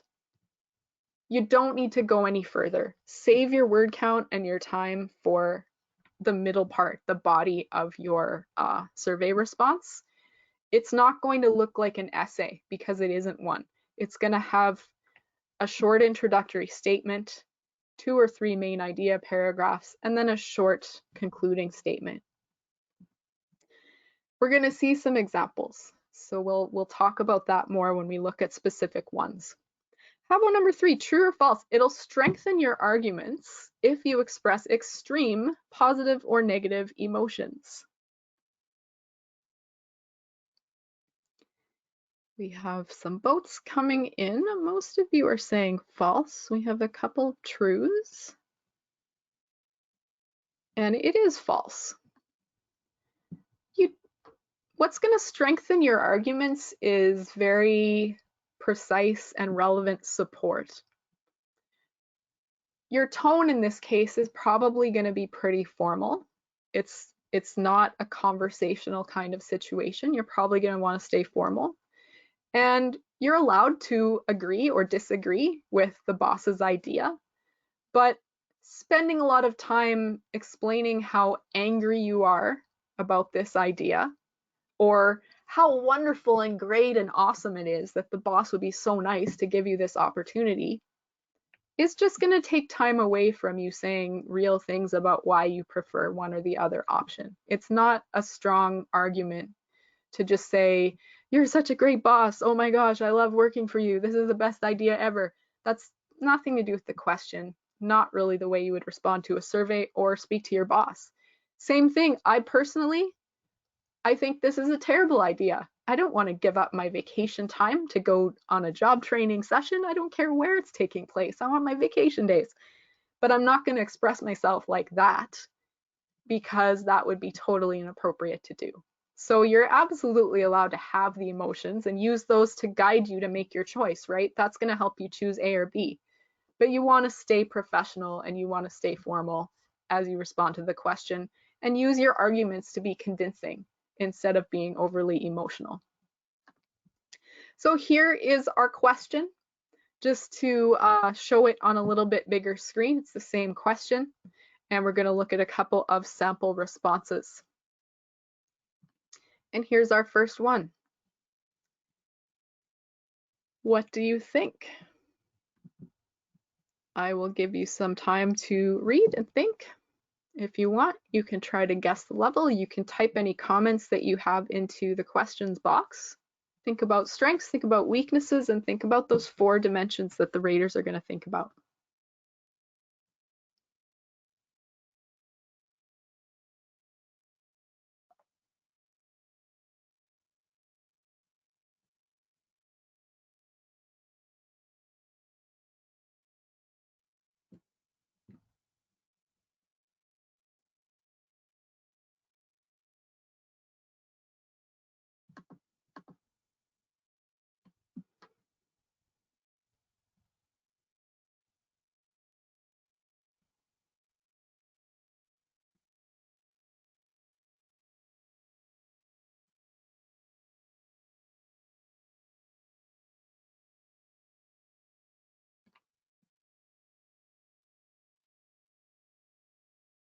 We have our first comment. Anne is saying, looks pretty good. I kind of agree. That's kind of my reaction too. Not perfect. It's not bad. It's pretty good. Anyone else have any thoughts? A couple are guessing the level. We have one guess for 7. It's higher than a 7, I will tell you that.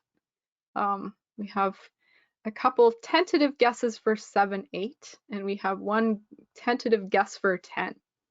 This is a level 10. This test taker got a level 10 from both of the 2 raters who rated this response.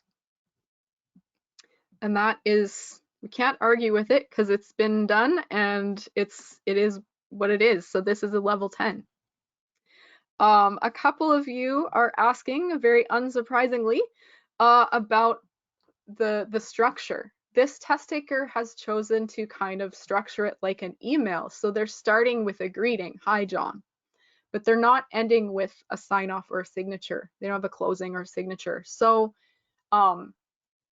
test takers always ask, is it okay, first of all, to do email structure at all? And the answer is yes.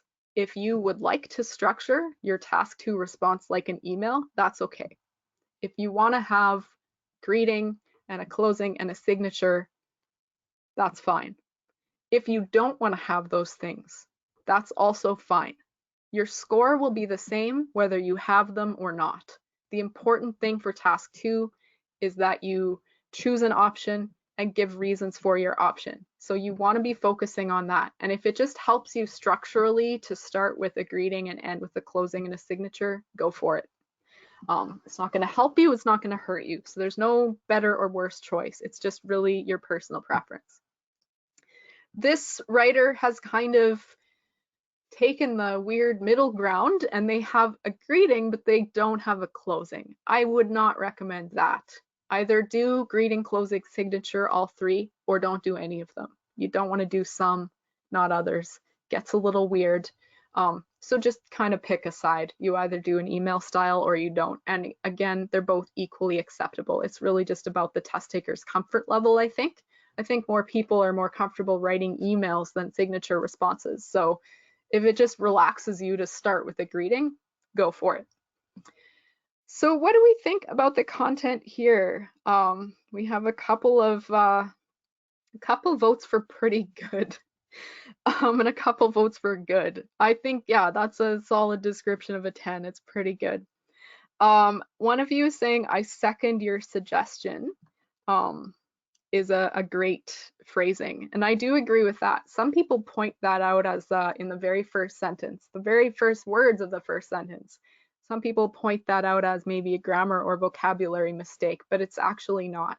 It's a very natural way to say that you agree with something that someone else is suggesting. I suggest something, you agree with it, you can say, yeah, I second that, or I second your suggestion. You're kind of using the word second as a verb, which is weird, but acceptable. So the first sentence has some errors in it, unfortunately, and that I think makes a lot of people think that maybe there are errors all through the response, but actually that's not the case. There are very few, I can see one, grammar errors in the entire rest of the response. So unfortunately, there's two in that first sentence, but it doesn't continue. So that's why, as far as grammar goes, this person did fine. It's not as bad as it seems at first. When we talk about the content is pretty specific. It's well organized. They are giving two ideas. They're supporting each one with details. Some of that detail is quite precise and specific. The person is saying what role they're in, what they've noticed about other employees in the company, and some specifics about how much vacation time they get, and some people aren't using their vacation time. We do have some ideas as well for the content of the second main idea. And I think the second one is a little bit less well developed in terms of precision. It's less precise. We don't really learn anything about the training. We learn that the employees want more training or want to have more company events, but it would be nice if we learned a little bit about the training, improving our skills. What skills? What kind of training is it going to be? And even something about the hotel. Why will this be an excellent opportunity, right, for employees to get to know each other? What will they be doing when they're not working that will help to facilitate that? So the first main idea is well developed. The second one is pretty well developed, but could be better. So that's, and it's organized. The organization is fine. So that's content coherence. What do you think of the vocabulary? Does anyone have any comments about vocabulary, either strengths or weaknesses?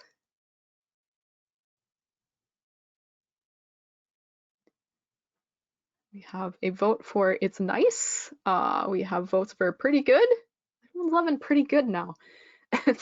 We have very good choice of words, some good word choices. Yeah, I agree. I think that the vocabulary in this one is quite precise and very appropriate to an office environment. There's tons of phrasing that is very much the kind of vocabulary and word choice that you would read in a work context, like friends outside work, team lead, employees have been absent from work, an overall decrease in productivity.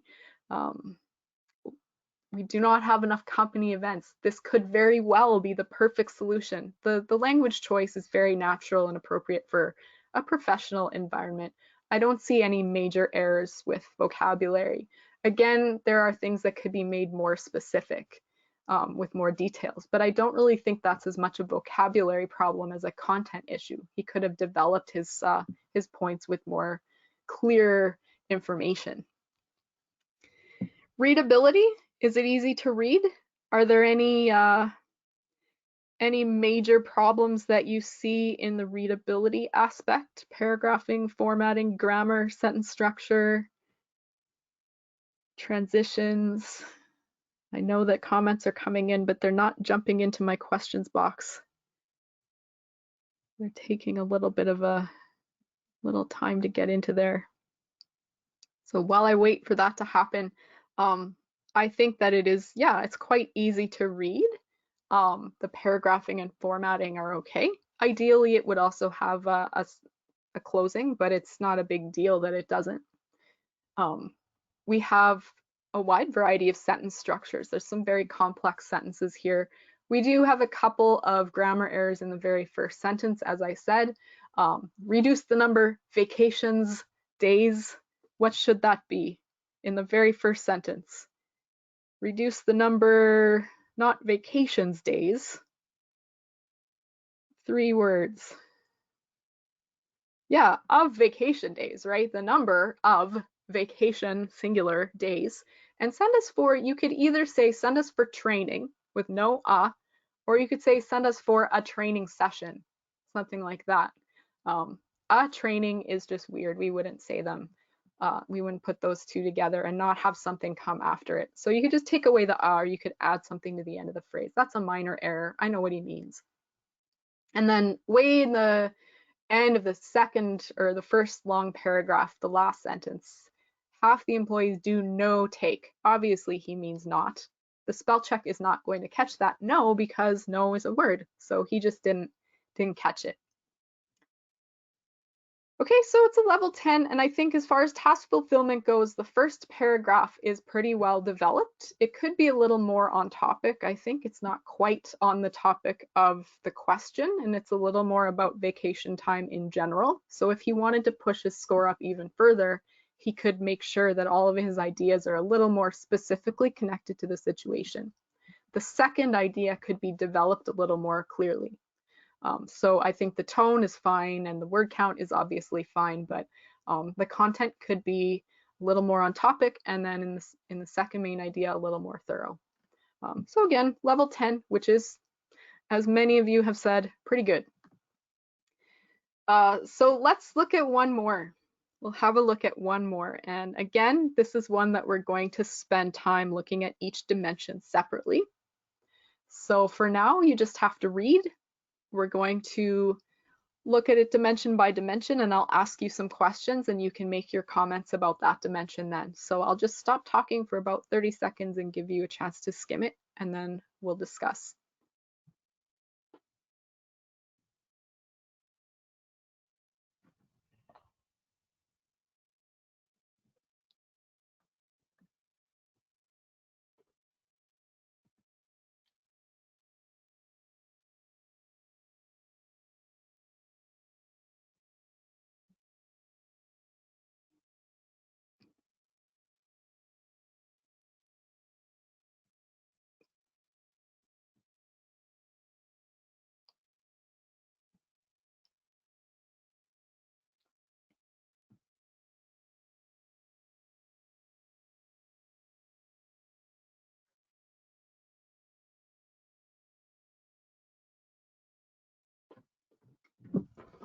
Okay, so you probably haven't read it all the way through, but it's going to stay on the screen so you can keep looking at it.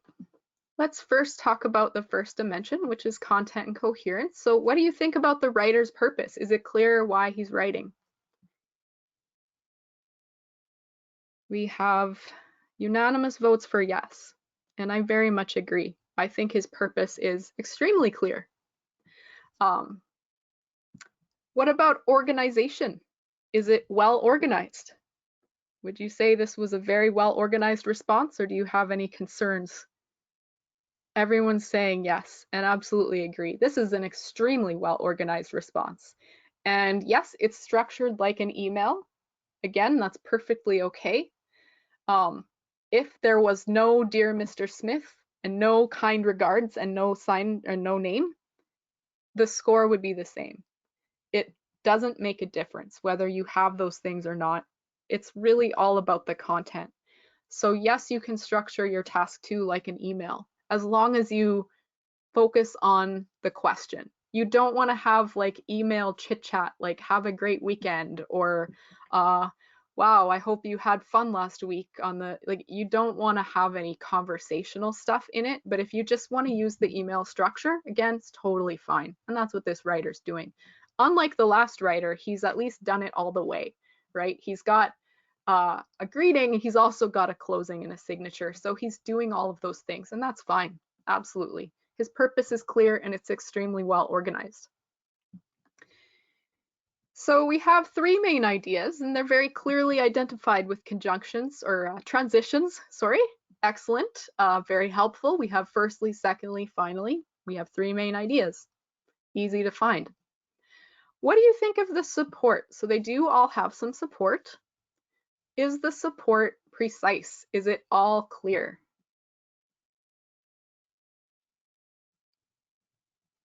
We have some votes coming in for yes and some votes coming in for no.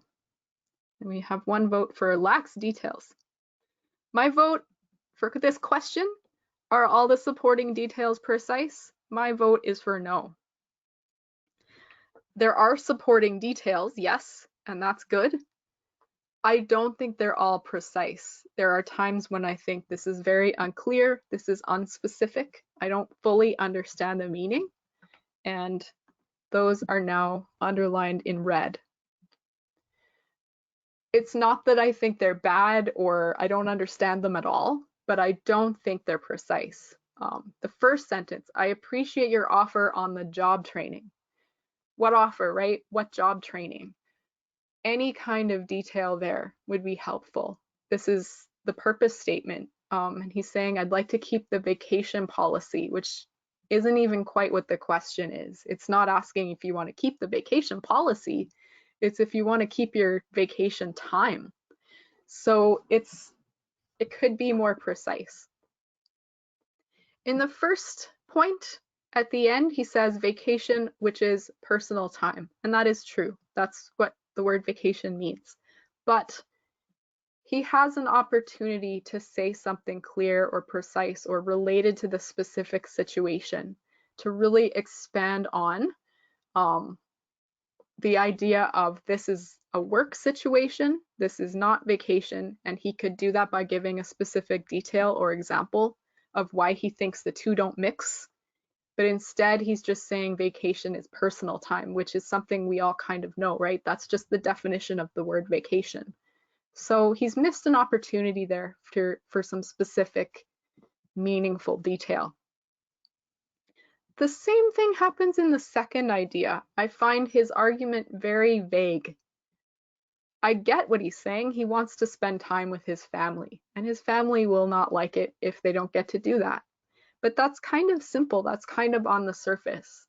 Again, I would like some more specifics. How specifically is losing these 2 days going to impact your family and your relationship with your family? We're talking about 2 days of vacation time. What might you have done in those 2 days? Have you already booked the time off? Are they expecting you to be home? Do you have some vacation time already planned? Anything like that that's related to the situation and specific to his own personal situation would be a better way to develop that idea than just simply saying, I spend time with my family when I'm on vacation, which is true, but it's kind of a surface level idea, and he's not taking the time to develop it. He develops the third idea quite a bit better. That's where I think he actually gives a pretty good specific reason for preferring one over the other. So he's obviously capable of specific detail, but he's kind of missing out on some of those chances in the first two main ideas. What do you think about vocabulary? Do you think the vocabulary is mostly strong? Do you think there are any examples of weaker use of vocabulary? Any thoughts on word choice? Most of you are saying it's good, and you're citing some examples like the word inviting. Yeah, there's definitely some strong phrasing in this response. There's also some times where maybe it's not so strong, and I'll just show you the ones that I picked. Again, in blue is strong, I thought, and in red or orange, it's repetitive or vague or a little bit weak. Things that are repeated or just come straight from the question, or he kind of missed an opportunity to use a more specific word. Like when he says they will not like or I would like, you could use a better word than like. You could show that you're able to use a wider range of vocabulary. Now, clearly this person is based on what they have written, but when I see someone saying they don't like, I would like, that's a missed opportunity. He's saying vacation and vacation time and vacation policy quite a few times, probably not necessary to say it that many times. And he says, when I spend the days, that's just awkward. When I spend my time, those are the days that I spend. There's something there that needs to happen with the language to make it more precise and more natural. They will not like to see me less. That's a very kind of simple surface level way of describing how somebody's going to feel if you lose your vacation time. It's not that it's wrong, it's just, it's a little bit awkward and it's not very precise. So again, it's kind of a missed opportunity. So overall, I think the vocabulary is good, but again, there are some times where it's not, wouldn't say it's great. Talking about readability, I think it's easy to read this response, and many of you have already said that. So why is it so easy? What is this writer doing well that makes it easy to read the response? What are the readability strengths here? Ideas are popping in.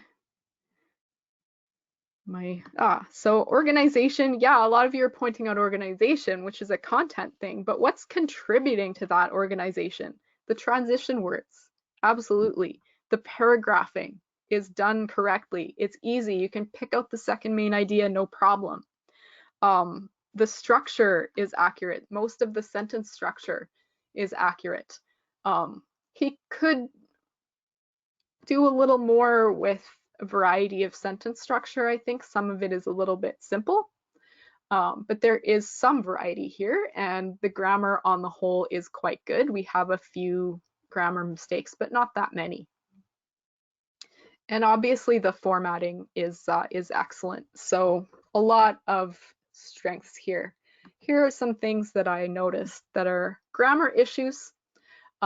Just awkward wording, things that need to be restated or rephrased. Your offer on the job training. I don't know if maybe he meant to type of. It still would be a little stilted, but it would be better. The vacation time is when I spend the days. You would say vacation time is when I spend my days. Something like that. You wouldn't use the in either of those places. It's just a little strange. And then them, I underlined them, because when you have a pronoun, the pronoun is looking back at something that you've just said. It looks back at the noun that's closest to it. And the noun that's closest to it is my wife and children. So what the sentence is saying is converting my wife and children into training would be hard on my family. That's kind of funny and it doesn't make sense. He means his vacation days, but the way he's structured his language, that's not actually what he's saying. So it gives me a mental picture of trying to turn his family into a job training, which is funny and of course not what he means, but it is what he's saying.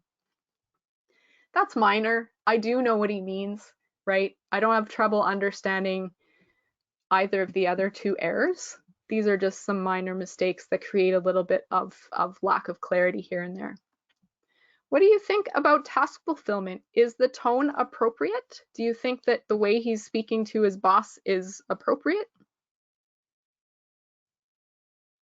Most of you, everybody so far is saying yes. Yeah, I agree. I think that it's very polite, very friendly. He's trying to be helpful.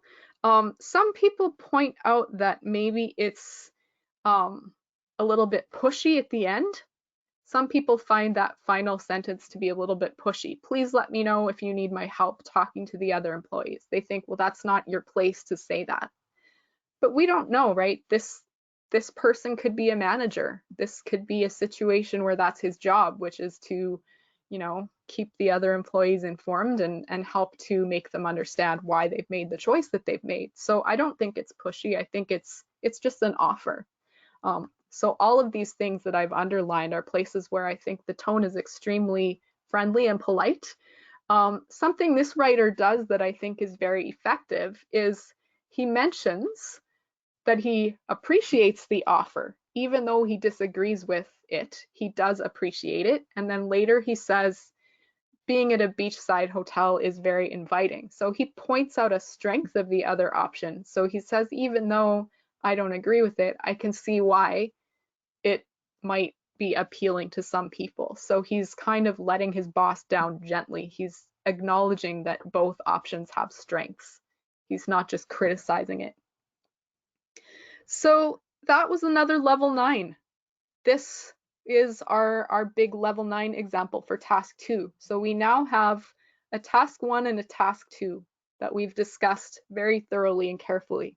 And they're different, right? They're quite different. Some of their strengths and weaknesses aren't the same, but they ended up getting the same score because overall, that's how their responses were assessed. So these are 2 solid level 9s. Okay, we're a little bit over time, and I'm just going to take 5 more minutes to explain some of the materials and resources that we have available for anyone who's interested in further study or further prep. If you need to go, that's okay, because you're going to get the video in about an hour of the full session. So if you miss this now, you'll get it later on video. First thing to mention, I think most of you have attended some of these, maybe even this week, because we had a lot of them this week. In the last 2 weeks, we've done all of them. So we run these every month. So in, oh my gosh, September, we'll be doing them all again.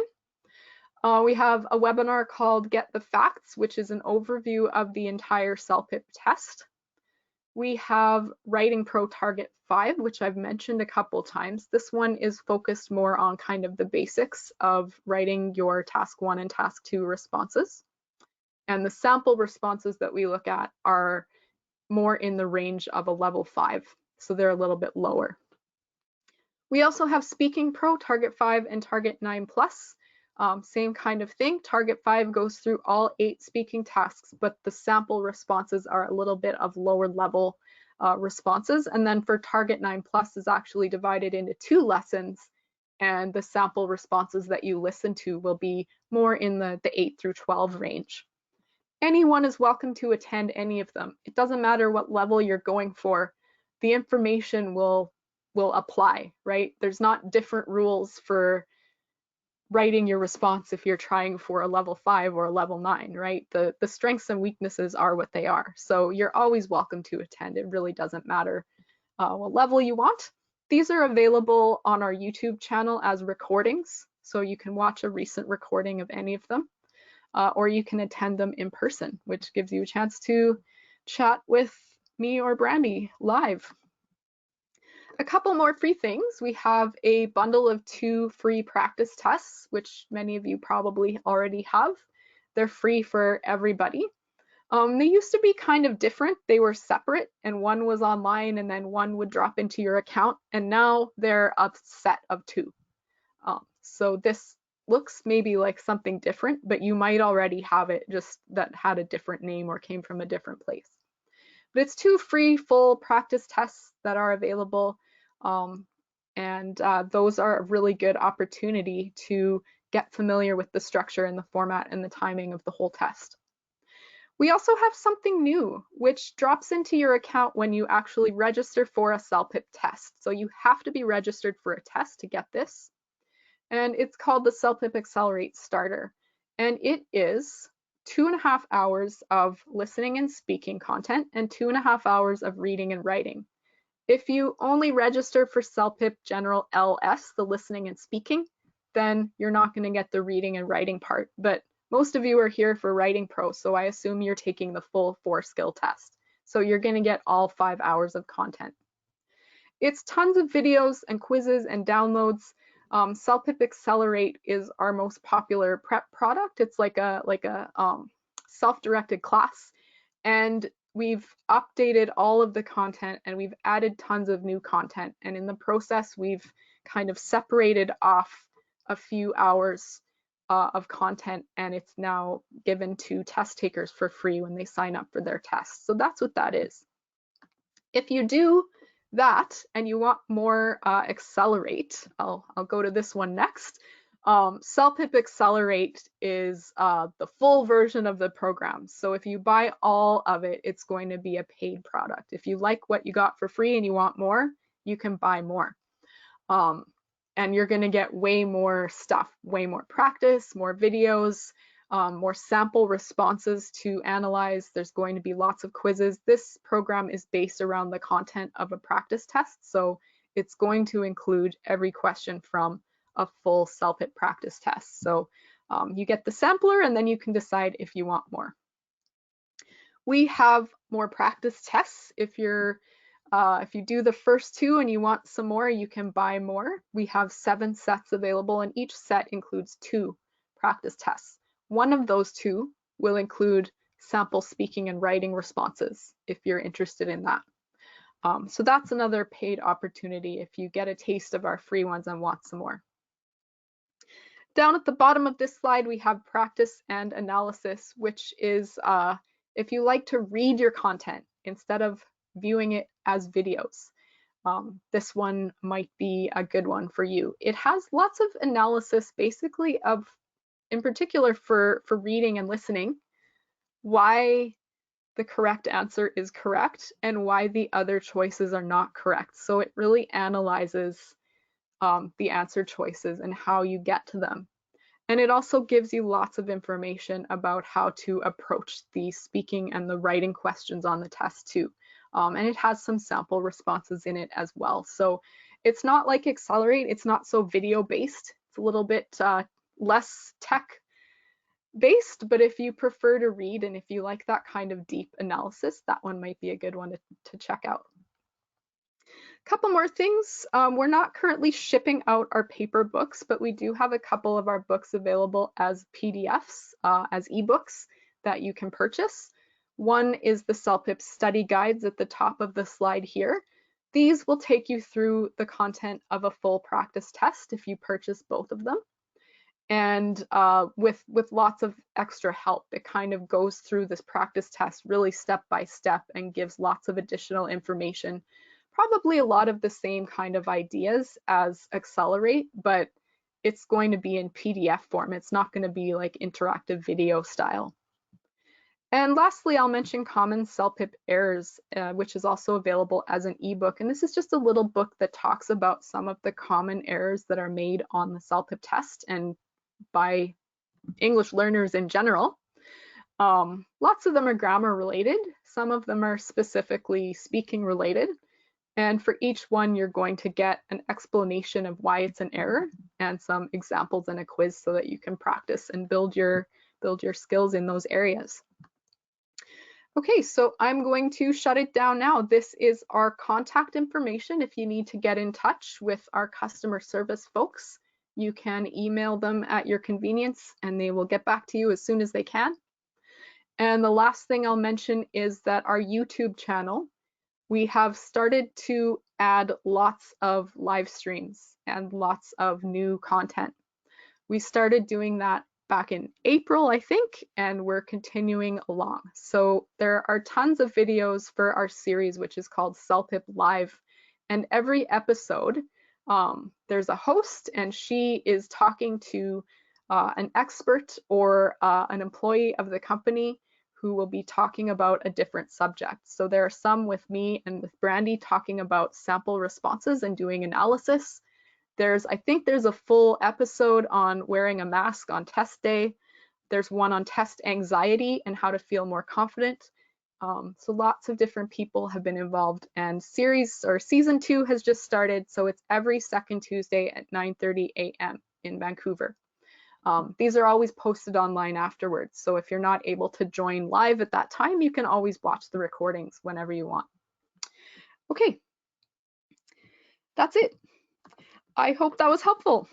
So again, you're going to get the study pack in about 45 minutes, and it's going to include all the sample responses we looked at today, all the analysis, and all of the kind of tips and strategies for achieving a level 9 or higher. So get ready to receive that, and I hope you have a great weekend, and best of luck on your test. So I'm going to take my microphone off now, and I'll just stay around for about 30 more seconds and make sure there's no final questions, and then I'll shut down the session. So goodbye for now, and I'll talk to some of you soon.